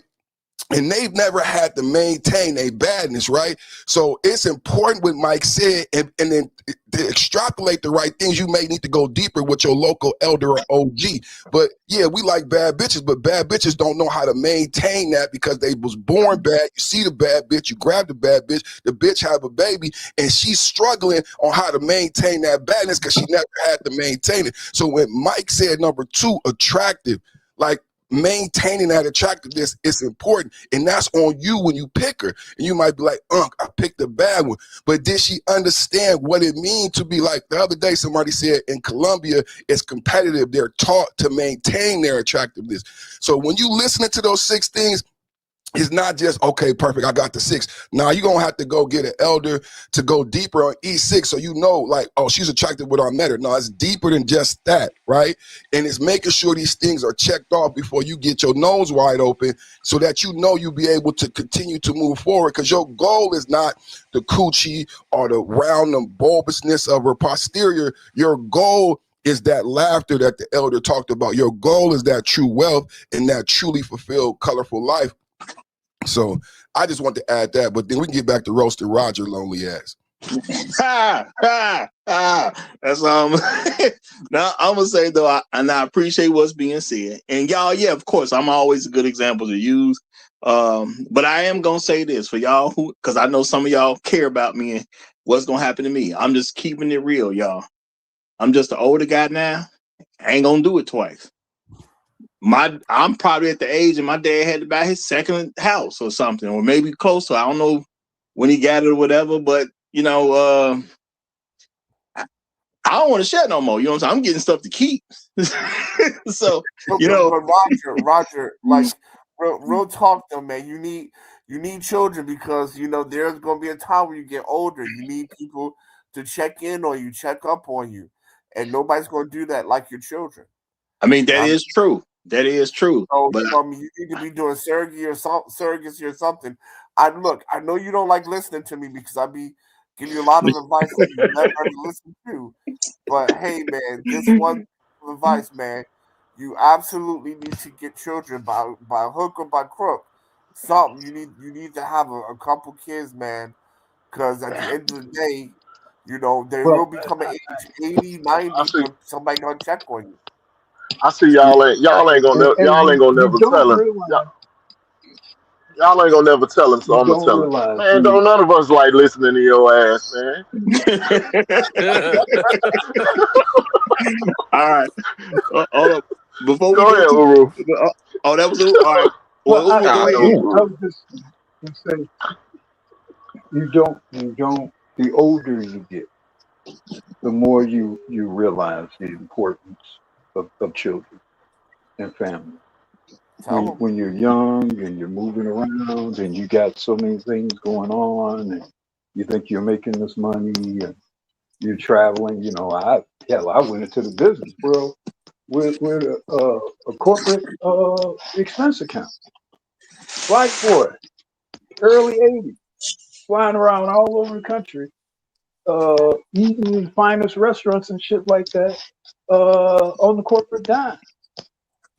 So when you're young and you got it happening and whatever, you don't think about, the importance of family and children and familial legacy and community.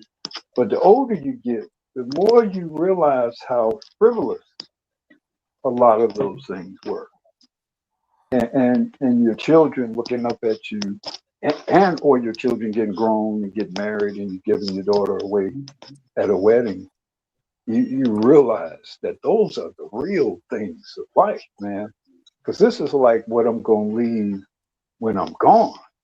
These are people. They're going to represent to some degree, hopefully decently, who and what I am, my legacy, my namesake. Well, maybe not my namesake. Unfortunately, I wasn't blessed, but at least my genetic legacy.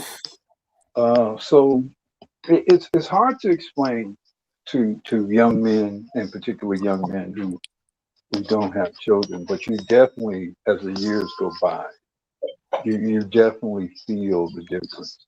And the people, and I've seen people age and even die childless. And it's especially hard on the women, maybe more so on the men, or at least in different ways. Because women see their sisters or their cousins with grandbabies and changing diapers, and the grandbaby looks just like their grandmother. I mean, and that kind of stuff eats women alive, But for men, it's more like, the ethics of who and what I am, the legacy, maybe the property of what I have, and hopefully I've prepared these people to continue with, when you don't have that. I'm sorry, go ahead. When you don't have that, the old. I was just saying, when you don't have that, the older you get, the more you will feel it, generally. Especially if you are a man of some productivity or accomplishment. Yeah, and I'll just say this last point, because you always say you changing your diet and stuff like that because you want to live long. You 85 with no bitch, no children, no grandchildren. What the fuck you doing then? Stand alive just to watch porn? What we doing? You become part of the shadow. You fade into the foreground. That's false. What the elder is saying That's is, false. I've seen these people. I've been in the audience with these people. You become an audience member, right? And I've seen the person looking up at the podium and they got this look on their face. I never knew they felt like that until they're in the audience and they're watching the marriage and they're watching the birth and they're watching the graduation. And then your whole life, you know what you become? You become a watcher. And I've seen the face of the watcher and it sit in on that motherfucker. And they realize I'm never gonna be that motherfucker up there. I've been cool with it because I never. But after being a watcher for so fucking long, you realize that is what the fuck you are. I'm a player, man. I'm from the Bay. We say you are referees, you motherfuckers is referees and whistleblowers, man. The players don't keep score. Either you a cheerleader, either you a referee, a whistleblower, or you a player in the motherfucking game. I'm not in the stands, bro. I'm a motherfucking player. I knew that young. So it's like that's what you become. But I a watcher. at the end of the day, everybody becomes a cheerleader. Shout out to them, shout out to them Cali niggas, man. But at the end of the day, bro, everybody becomes. If you're lucky, you become a cheerleader because you cheer your kids on. Roger ain't even trying to do that shit. Yeah. So y'all trying to paint Yeah, this but picture, man. Now listen. it's one thing to be a fan cheering, and there's another thing to be a retired, Kobe or Michael Jordan cheer. Talk about it. That's a whole different Hey, thing. it That's a is. whole different kind of Gold jacket that's on. a Man. whole different kind of that's a whole different kind of fan. Now I got two more guys that still need to get in. Okay, I got two more guys who still need to get in. And shout out to Landon. Landon said, actually, black men are the only group of men whose life expectancy is actually shortened by marriage. And you know what? Where you get that from? I'm just gonna say this, brother. No, it's cool. It's cool because you know what I'm saying. I don't mind being the butt of the joke. And but what I guarantee you I'm gonna do is I'm gonna preach a great eulogy at all their funerals at the end of the day. Okay, that's what I'm gonna do. I'm gonna show really up, suited and booted, y'all, and I'm gonna sing y'all right. So don't even worry about it. Don't even worry about it. Okay. I'm sorry. I beg to differ with that super chat. I heard the super chat, heard it, but I beg to differ with that super chat. I've seen a lot of black men live very long lives, well into the 80s and 90s. Shout out to Harry Belafonte. Shout out to Ernie Hudson. Man, y'all take a look at Ernie Hudson, 80 years old. 70 years old. And they had white women. 94 years old, white woman. That's only applies Harry when you date a black Belafonte, American 94 years old, white woman. Ernie Hudson built up like a damn brick house, 80 years old, white woman. Yeah, white woman. Yeah. All I'm gonna say is I'm never going to discount it because God wanted us to be fruitful and multiply. So I'll always leave a door open for it. But at this point, I ain't pursuing it anymore. You know what I'm saying? That's just what it is for me. I don't pursue it anymore like I used to. I do. Okay, I don't. I pursued it when I was younger, and I did obviously talk to the wrong crop of women. And it just is what it is at this point. I ain't concerned with it no more. I won't throw it away if it just show up. But I ain't pursuing it at this point. This is the Bible. This is the Bible guy. And what did his God first tell his creation? He won $300 away. What did God tell his creation? What's the first thing he told his creation? I see what's gonna have to happen here. Y'all gonna let me have this mic, goddammit. Y'all stop right now. Yeah. No, wait. Right now, goddammit. Wait. I mean, usual finish and Great Black Reset is still need to get in, and we are at 2 hours and 57 minutes and 44 seconds. I'm telling you, boy, because they don't want you to get in, boy. They following hot sauce. They following hot sauce. They drank the Kool-Aid and hot sauce. That's what happened. I know what's going on. I believe you, boy. I'm trying to believe you, man. Nah, it's cool. Black Crew, go ahead and finish what you're saying. Then we'll get usual business in here. Then we'll get you in. Great Black Reset. Go ahead. You never answered. You never answered my question. What was the question? What was the first thing? What did your God tell his creation? Your God, Roger. Y'all see how he asked the question? To be fruitful and multiply. He did say that. There you go. Ain't none of us here without that. Real quick. I want to throw something in here real quick before the other guys get up real quick because I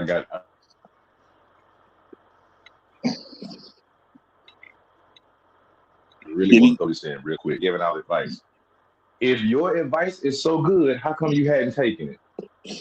You hadn't proven your own shit yet. Why are you telling everybody else to do it? You do it first. You get in the water first. You take your own advice first and then tell somebody to take it. See, that's the difference. I have lived experience. That's the difference. Y'all give it advice and y'all hadn't even taken your own advice. How come it don't work for you? How is it supposed to work for me then? I'm gonna land right there. Go ahead. All right.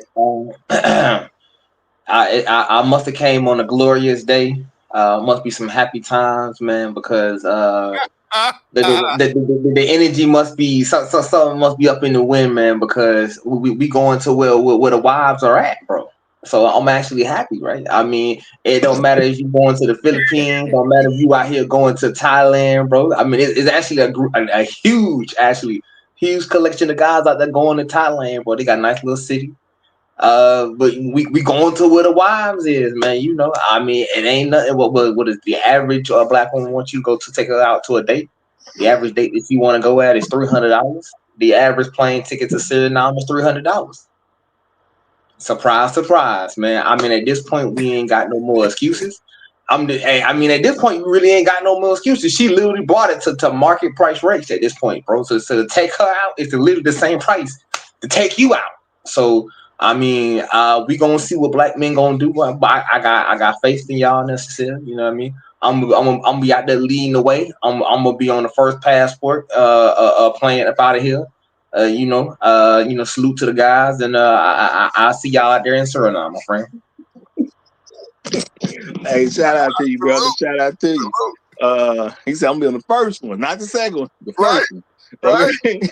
All right. Hey, man. I've been warning y'all, bro. All right, Great Black Reset. It's on you, my brother. Go ahead and get in. First, I just want you to know that they literally forced you to get in after the 3 hour mark. They wasn't gonna let you get in for the first 3 hours. I don't know what was going on, but they ain't let you, bro. They ain't let you. I ain't gonna blame it on nobody.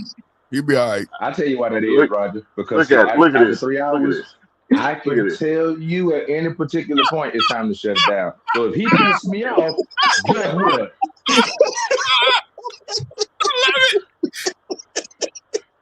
Well, Reach in where angels fear to tread. Go ahead, Reset.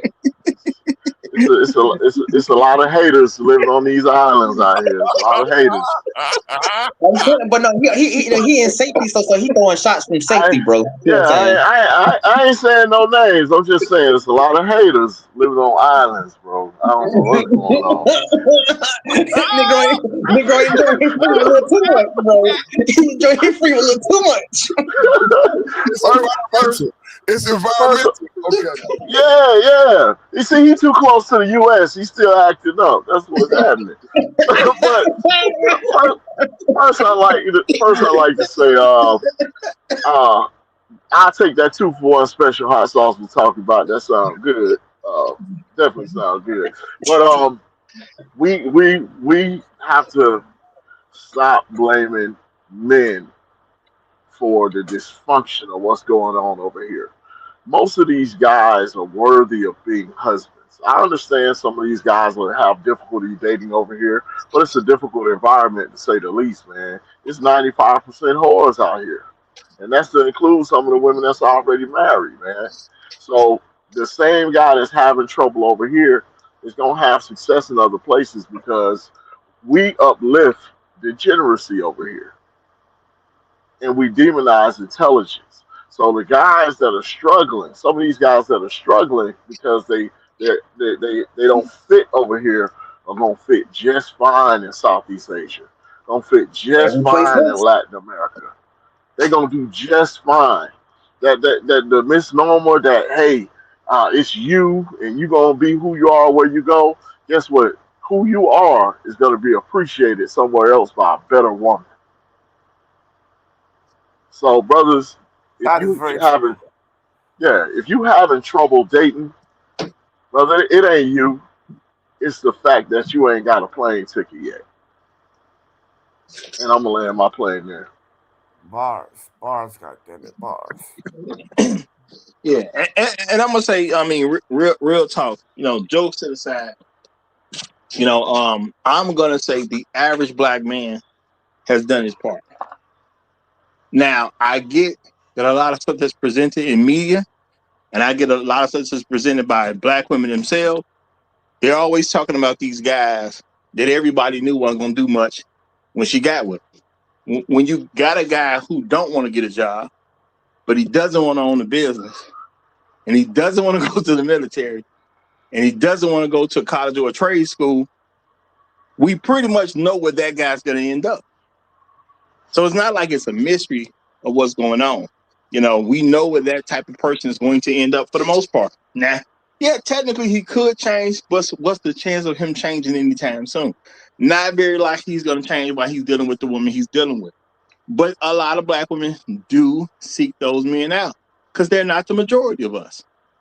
And you got to look at something and say, if it ain't the majority of us, how come so many women are having the same problem with the same kind of man?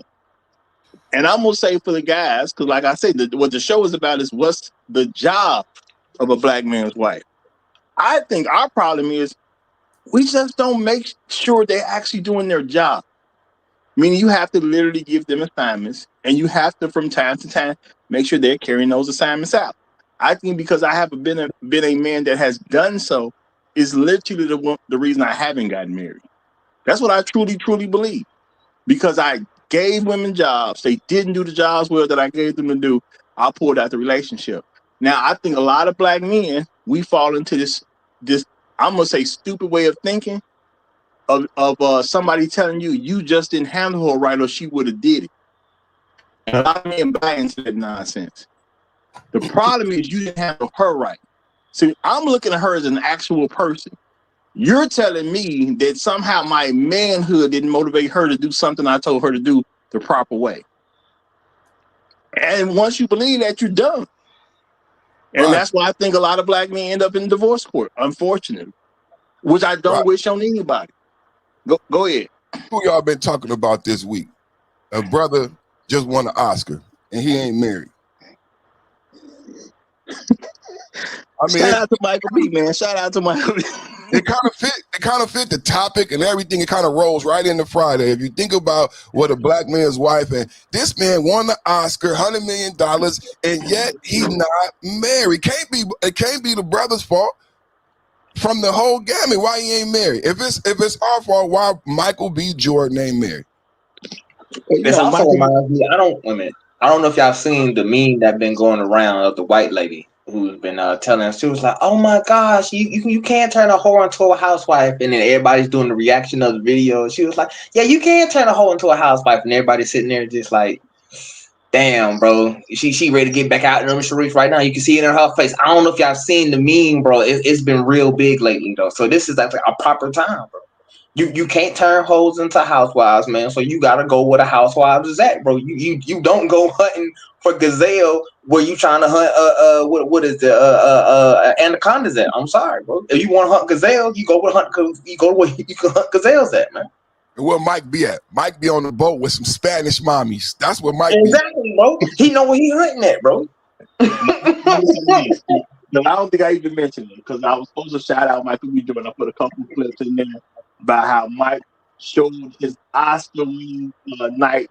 He just went to an In-N-Out burger, which is just we don't have In-N-Out in Chicago that I know of, but it's just a regular old burger joint, like a McDonald's or I don't know, something comparable along that line. So it's just a regular old restaurant. He went out there, you know what I'm saying, let the people see him eat a little bit, you know. I seen him, you know, dap up the black brother who was obviously in some type of photography, but he had his camera on at the time, being a good guy amongst the people. So black men do a lot of great stuff on a regular basis. But yeah, Michael B. Jordan I know he's over 35 now. He just won an Oscar. He should have a wife at this particular point. And I just simply believe if black women were better, he would have one at this point. Yes, sir. Yes, sir. You know, so, and I do believe in the future there'll be a lot more successful black men who just want to be married. You know, now I'm not saying that's the future I want. I do believe we as black men are going to have to, you know, we just going to have to deal with women from other places or deal with women who are from America, but with a different cultural background. They're still trying to get something that they believe their culture is lacking. There See, is no sometimes there is no pressure for you to there is so long as you're not going out here destroying lives, right? Whenever you're ready to build your legacy, you take your time, right? And that's the fun part about building your legacy. You taking your time, you get to discover who you are, right? And just like my man's, I ain't arguing with nothing nobody said, because everything everybody said was players. If anybody wanted to know how to rock as a single individual, as an individual searching, if you divorced, if you married, you literally got the gambit from this conversation. But if you're a man and you older and you find yourself that you don't have children, oh, it ain't over. Because the great thing about us is that until the day we out, the moment we out of here, somebody can sit on you and you can have you some kids. You can leave your legacy however you see fit, no matter how decrepit. Long as your man's work, you good. The Hey, only reason Roger Roger. isn't married, the only reason he ain't married is because he hasn't traveled to another country to see what's out there. I truly believe when he comes face to face with what a real wife is, he gonna have second thoughts. Oh, it's over, bro. If I take him Hey, to Uganda, Roger. bro, Michael B. it's Jordan. Michael over, B. bro. Jordan he has been with some of the top foreign models, foreign Asian starlets, and they have love they for him. They say they have love for him, but he come back to America and tries to get a girl who's not even at the level that he's at, and she has difficulties dealing with him. She Now she acting like she's disrespecting like him. he's doing him a favor, and Right? he has women all. You see top Asian models, top Asian queens loving him, cooking for him, wanting to be with him, all smiles. It's And these it's girls it's talking about don't Them telling her Korean father girls out there giving it to him, bro. What don't get with him. what Don't dap him up. Don't be a friend of it's his. what See, it's that's the the I it's the problem. I want to it's say the well after you it, great black you said I'm gonna get in. Go ahead. okay. It's the environment that's got you thinking it's too late. It's the environment that has turned you selfish.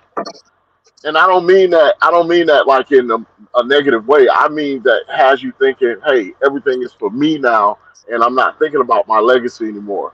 It's the environment because the pickings have been so poor. Like it's So almost like bad. you're giving up. It's almost like you're like, man, forget it, bro. Once you go into a better environment, your thought process is gonna be different because you're gonna see what your children gonna turn out to be while you in that environment. He's so right. Okay. He's Uh, so and right.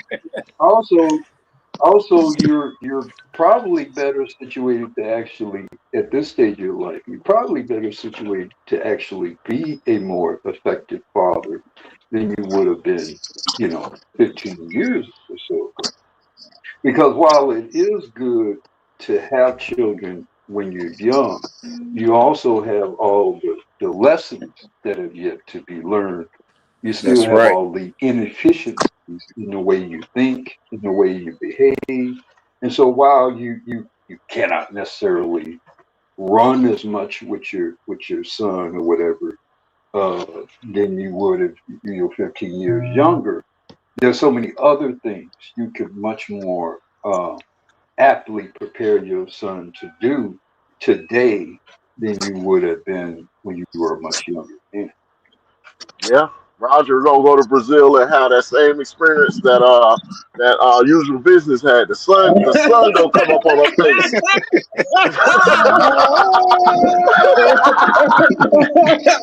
Watch him in your worldview, boy. You be like, oh. It's a new day. It's a new dawn.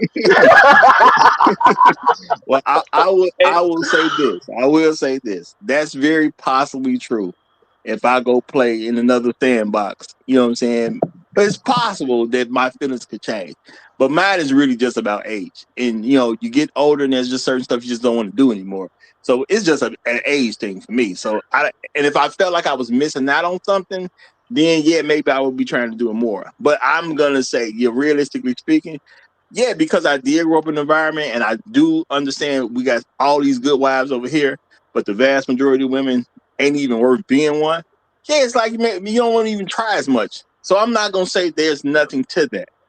But I'm again gonna say the reason I believe I'm not married because I've always known that my wife has a job, and I've always wanted her to do it. And at the end of the day, black women don't want to do the job. And I do say we have to, as black men, self-reflect on some of this stuff, because if you're with a woman who won't do the job, can I blame her for allowing you to continue to do for her? She just there taking what she can get. That's what women do. But the thing is, if you don't require nothing out of her, what am I supposed to say to her? I can't blame her that you keep giving and she don't have to get nothing back. Now, my thing is, I just start separating from women who won't give me what I need back.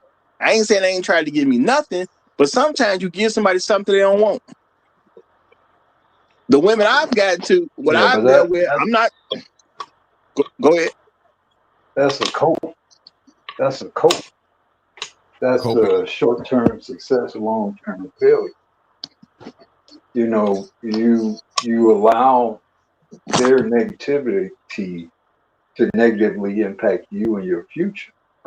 I mean, it's great to have those prohibitions and understanding, Roger, but in most of the world, men don't have to have all of that. In most of the world, men don't have to do all of that. You're a man, you have status as a man. You're a husband, you have status as a husband. Your father, you have status as a father. So you don't have to fight over what being a father means to your children, especially your son. You don't have to quibble over who's going to do chores and all that kind of shit. In most of the world, those are not issues that men have to deal with. Right. So while it's good when you're in hell to know what to avoid in hell, the best thing you need to be trying to figure out is how I get out of here. The long-term thing is like, I really got to get out of here. Got to get out of hell, bro. And to Roger's point, Roger also, Uru, it's a little shell shock. And not just Roger, but a lot of us are shell shocked because in Chicago and places where predominantly black, black men lose their lives dating these individuals and digging in the shit. So you watch people lose their kid, lose everything, and lose their lives by going in the wrong pile. So I know Roger didn't mention it, but I've seen that with colleagues. That's a little bit of it too. You know what I'm saying? Like I'm kind of apprehensive because not only I don't want to get what I don't want, I don't want to lose my life. Brothers out here playing with these individuals and they end up losing a lot more than just money. Can I take that? That was perfect. That was perfect what he just said. That was perfect what he said. But just like what somebody said earlier, bro. That means you shell shock from the environment, bro. Because at the end of the day, because most people know, like if you go to Nigeria, bro, this is not a problem. If you in Ghana, bro, this is not a problem. If you in Ghana and you in South Africa, this is not a problem, bro. If you in Thailand, this is not a problem. If you in Japan, this is not a problem. You in South Korea, this is not a problem, bro. You in South America, this is not a problem, bro. See what I'm saying? This is what I'm simply saying is like you are right. No, I'm agreeing. This is our trauma. This is the black manosphere trauma. You are absolutely right. Y'all are in agreement. Y'all in agreement. But the question is, how do you adapt to the trauma? Do you let your life continue? One plane ticket, and you will have adapted. I promise you. It's all it takes, bro. It's just that simple. No, I agree. I agree. It's psychotic. It's called escapism. I've done it. It's called escapism. I've done it here. So when you experience that other culture, then you get to say right. Hey, somebody got a horrible echo. I think somebody got their YouTube on in the background. Yeah, I muted up. It's not me. Okay, whoever did it, muted up. All right, well, Jado coming in, so don't nobody unmute yet. We're gonna let Jado have it. Shout out to MJ D the second. He said, "Damn, we gotta kidnap Roger from the gynocentric cult and ship him overseas to get a wife." Hey, if I was still looking for one, I'm saying if I was still looking for one, I would have been went overseas at this point, because I think the passport bro movement was a good movement. It's a good thing that just wasn't really present when I was younger. When I was a young How man do in you my know so? 20s, How do you know something No, that you ain't never experienced though? That's what I'm you no, saying. no, no, no, Like no. what I, What I'm saying is you don't have to be a rocket scientist. If men are going outside of the country and getting good results, that to me, that's just saying there's a new place to get a good result from. And that's why the, it needs to be more promoted. There's a good place that you can go get a good result from, because you're not finding the woman over here.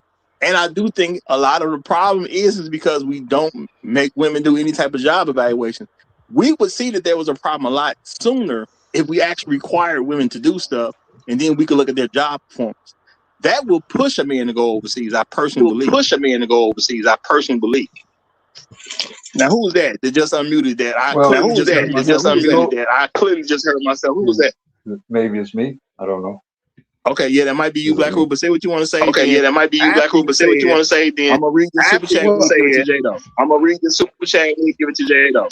I think, Roger, with all due respect, I think you're missing the vision of the world you cannot see because of the decisions you're making.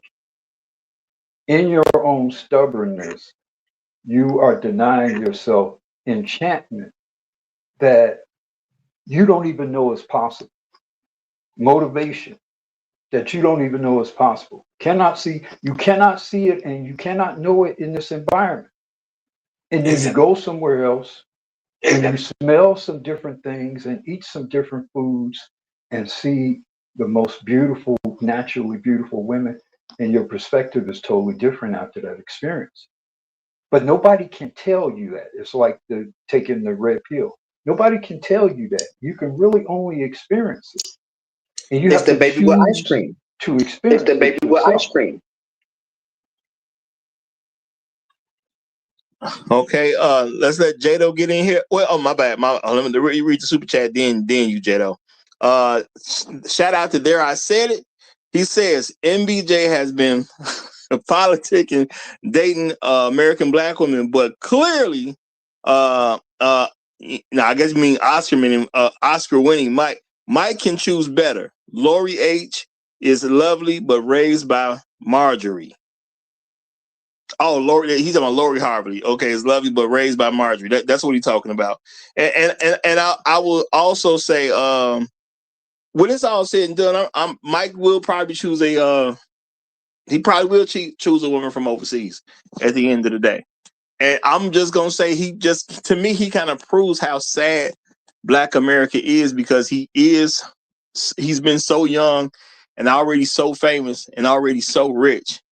And the fact that he couldn't find a black wife, that just really is a glaring, you could see it as an admission, but it's definitely a glaring report of how bad it has become for black women, because he's one guy with all this stuff and he can't find nobody he thinks is worthy of a marriage.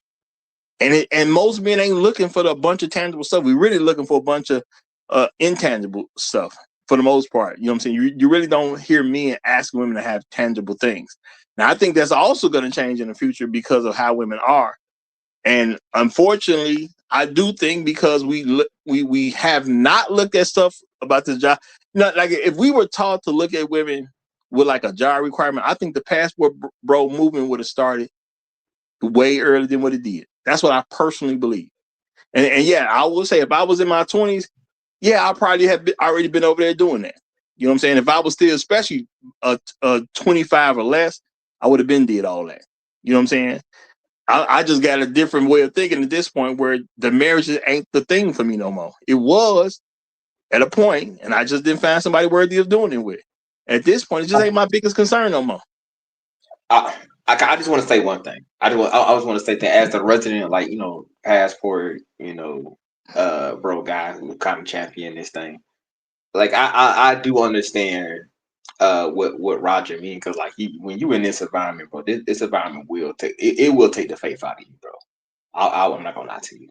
This environment is built to strip the faith out of you. I call this the faithless civilization, bro, or the godless civilization, bro. Because I'm telling you, whatever light that's supposed to be here, it's not here, bro. But the craziest thing is, once you leave this environment and then you go to different places, you instantly understand. Oh, I understand what was wrong. It wasn't me. It was the place you was in, though. And I'm telling you, it's a real crazy feeling when you go into places when you can actually say like, oh, I'm in an environment full of wives. That's like it's a vastly different mindset when you have that. Like when you go into an environment and every woman has the capability to be a wife, bro, and then you can just see it. I mean, it's literally like being in Mordor and equivalent of being, I guess, the hall with the angel with not the angels, but the elves or something like that, or whatever the high The spirits would be, Dagobah right? system. But Because I'm telling you, no, it's in a, like I want to tell you when I say a lot of these folk, a lot of these chicks became like the anti-life equation, right? I stand on that, right? So when you in the anti-life equation zone, you have to look at it differently. But when you in the zone of fertility and life and energy, bro, you just see it differently. So what I guess there's one thing that everybody got to experience, but it's like I said, it's like that baby eating ice cream. Like unless you actually taste it and had that light bulb feeling moment, you never know until you actually get to your nah, touchdown and actually I, taste I that ice cream. I don't think it's a lack of vision. I think, and we get about to get Jado in because I keep saying that we about to get Jado in. I don't think it's that. I think it's just simple math, y'all. In America, we had a welfare system created so women can be disrespectful toward men. The black women went to it heavy. Other places in the world, they lean on those men. So how disrespectful you want to be when you're dependent on that man for survival? That's all. I think that's all there really is to it. If you want to say for the most part, women in other places just simply respect men more because they get it directly from the man. In America, there's a go-between. It's the government. I'm not getting child support from a go-between when I'm in another place in the world. In America, I'm gonna have a baby.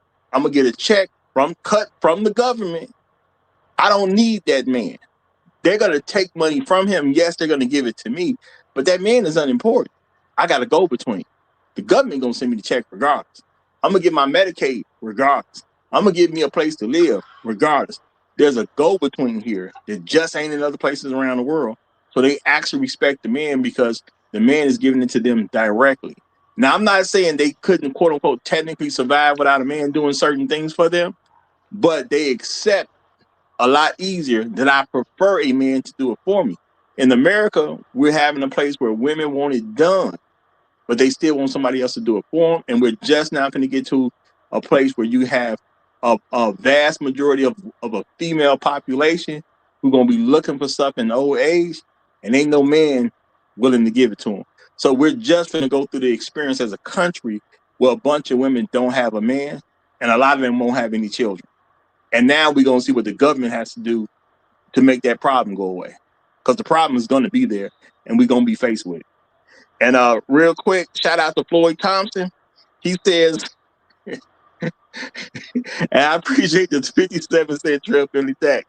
Rest in punches, Chuck Norris, and hashtag kick the relationship table. You know, so I do think it's just about timing. In America, women women that are alive today have not had to deal with the fact that they have to deal with men directly. In other places in the country, other places in the world, those women deal with men directly. Ain't no child support system. You go to the man so you can get what you need for your child, or you just simply go get it yourself. There is no welfare system to go to. So I think the women act different because there's different requirements. And the men over there, they make sure women are following their job descriptions. That's the environment the women are in. A bunch of men that make women follow the job description. But Jado, you got the flow. Hey man, Roger, I'm getting back on your bumper, bro. I know you just talked about the government and all that. We getting on your bumper right now, and this is out of love. And this ain't not just you as an individual, Roger. Anybody, it might be the young Rogers out there, or the ones that are closer to our age. Um, hey man, like when I go and I get it, like we're black, man. We love black people, man. Every man on this panel love black people, man. You know what I'm saying? So it's kind of a labor of love.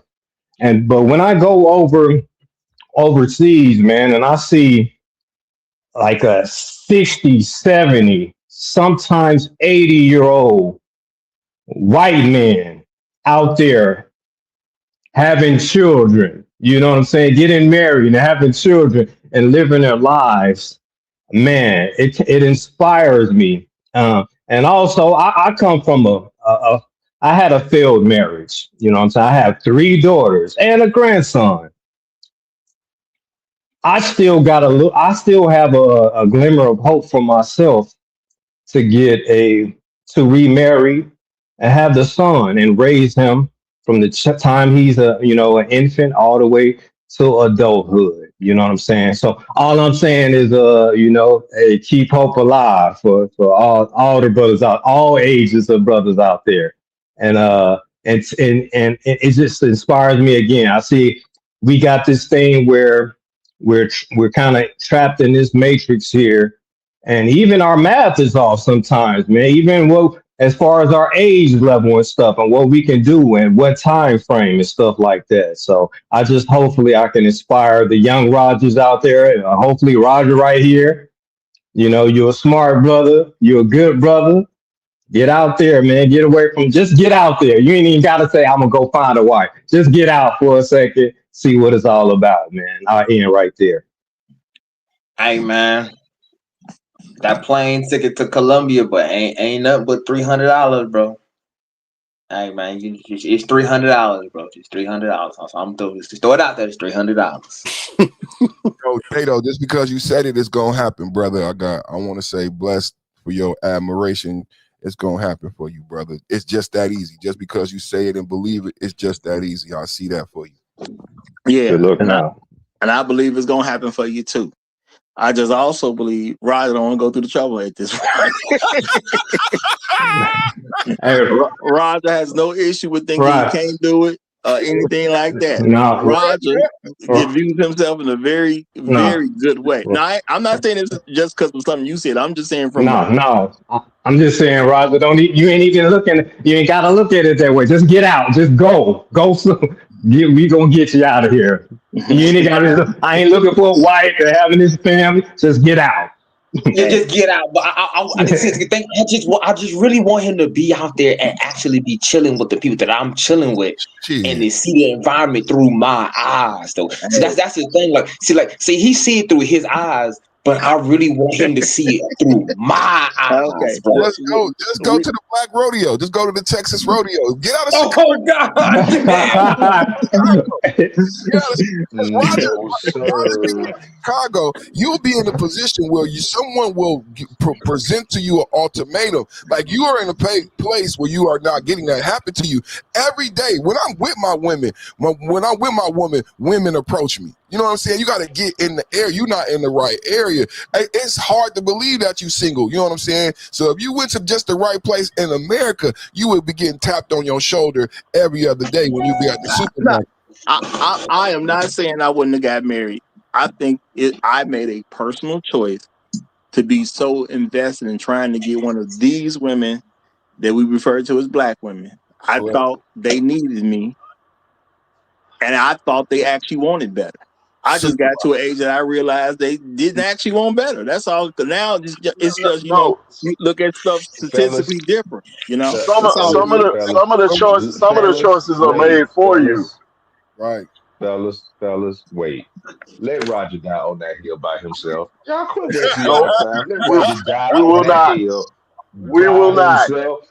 No. One thing you're not gonna do. You're not going to convince a grown man, right, who has made up in his mind what he does or does not want to do.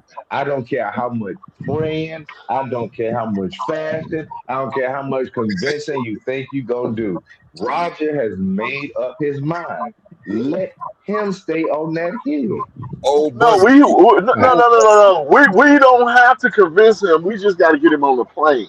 The Yeah, convincing he will gotta be get on the done plane, bro. Man, See, elsewhere. my That's the child. thing. Exactly. Hey, it's all hey, different what you Hey, already told. who man, having the hey, bachelor party? hey, So hey, who's getting married? Who's having the bachelor party over there? And okay. then he got to show up. Tickets paid for, and now he got to show up. Look, we'll talk about some stuff on that. Maybe I'll make a trip with somebody. You know what I'm saying? We ain't gonna talk about that on air at the end of the day. But I'm gonna tell you right now, I still ain't gonna do it because I just don't want to do it at this point. I That's told all it is. y'all. Yeah, that's what I'll we're go gonna do, see bro. it We're through gonna your have to eyes have and the see plane what you Hey, ticket do. already ready, hey, bro. hey, Roger, what's the name of that TV show you reviewed? I think you and Hot Sauce Extraction. We might Yeah, have to do an extraction, I'm brother. saying, brother. All right. Well, I This has guess been a since we great passed the 3 hour conversation. mark, I guess we're gonna get ready to Yeah. close this one down for the day.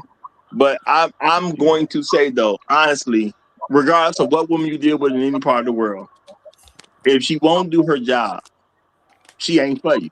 That's right. And please recognize she wouldn't do her job before you marry her. Amen. Don't wait till after the fact. Okay. And I know women say a lot of stuff, y'all. Be willing to be called some names. Somebody has called me controlling because He I said say he be willing to be I'm called. supposed to have control. You know, I just ask them, and I'm supposed to have control because to call me controlling, I don't see as a negative thing. I just think it's an accurate thing. If you see me as controlling, you must be accurate because I am trying to control a certain amount of stuff. That's how you live life and win. That's how you survive. I am from Chicago too, so I throw that out there. It's good to be in control of a lot of situations sometimes because if stuff go left, you need to be able to go right, and that's real talk. Okay, that's real talk. You know, if you don't know how to move right when they go left, you may not be moving too much longer at all, and that's just keeping it real. So I'm gonna shut it down. Are there any last words that anybody wants to say that don't include me? I do got one thing to say. Once upon a time, bro, I came up here and I said, bro, the black man, we need to fan out, bro. And I got my head chewed off a little bit, man. But eventually, I think we getting there, bro. Because at the end of the day, with the possibility of the world is endless, man.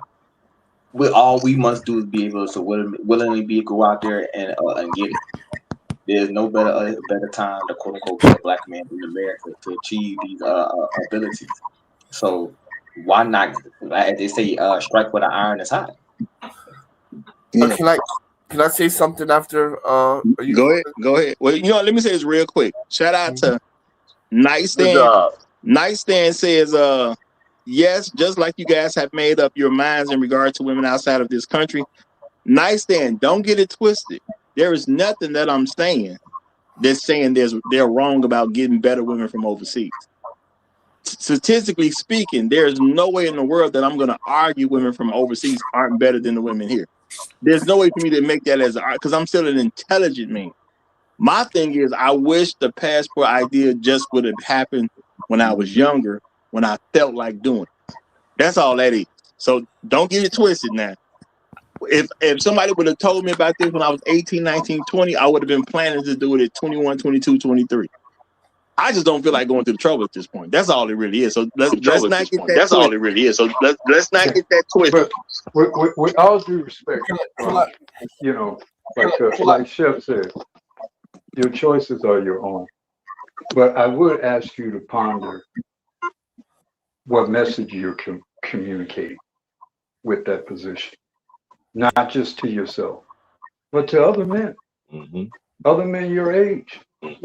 You know, because there is something about freedom that no matter what age it happens in, that changes you, you know. And a lot of times you think you're in the best position you need to be.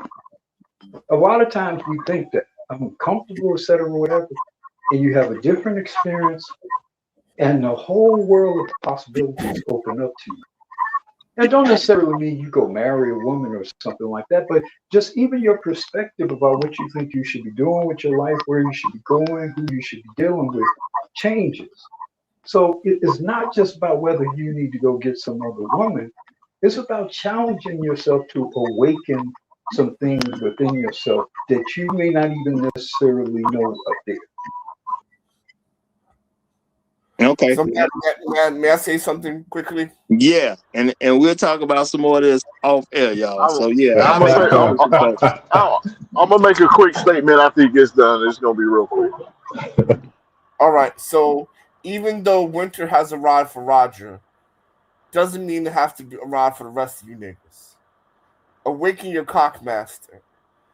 Overseas is a magnificent way for you to find what you're looking for: freedom, the ability to have a good woman, etc., etc.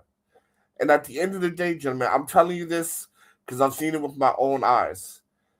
Ain't nobody is gonna love and take care of you and be there for you when you're 80 and 90s like your children. And that's why I'm encouraging all men to at least have some children to check in, because otherwise at 80, 90 years old, what are you doing? Who, I mean, if you ain't got family, then what do you got? So hey, I'm not here to change Roger. Hey, Roger made his decision. This nigga's gonna go to the Arctic and freeze lonely. Cool. You know what I mean? It's time to let the cockmaster come out, start slinging that dingling every which way, and get you some children. And that's it. All right. bro. Well, real quick. Two greatest moments of my life. One, with my father, regardless of growing up in a gynocratic society, me and my father are very, very close. And he's far from perfect, but we're very close. One of the proudest moments I ever had, man, was to see my father with all the emotion he shows tell me how proud he is of me. Because he's proud that I took his name farther forward than he did. And my second most proudest moment was to hear my 6 year old son tell me when I asked him, "Son, what do you want to be when you grow up?" And he said to me, "I want to be a father just like you." Don't cheat yourself and don't cheat the legacy you could have. Go out there, be great, and create a family. Yep. All Let right. the cockmasters out. All right. Well, I guess that's gonna be the last of the last then. Y'all, if you're new here, subscribe to the channel because you ain't gonna find better content nowhere else. And that's just real talk. Because we get down to the nitty-gritty, even at the host expense sometimes. which is cool. Which is cool. So man, subscribe to the channel, y'all. We do this Monday through Fridays, 9 a.m. Chicago time. Not where you happen to live, but Chicago time. All right. It's always a great one over here. We will see y'all next time around. Y'all enjoy the weekend. Long live the habitual line steppers. I'm Roger. I'm right. And I'm out.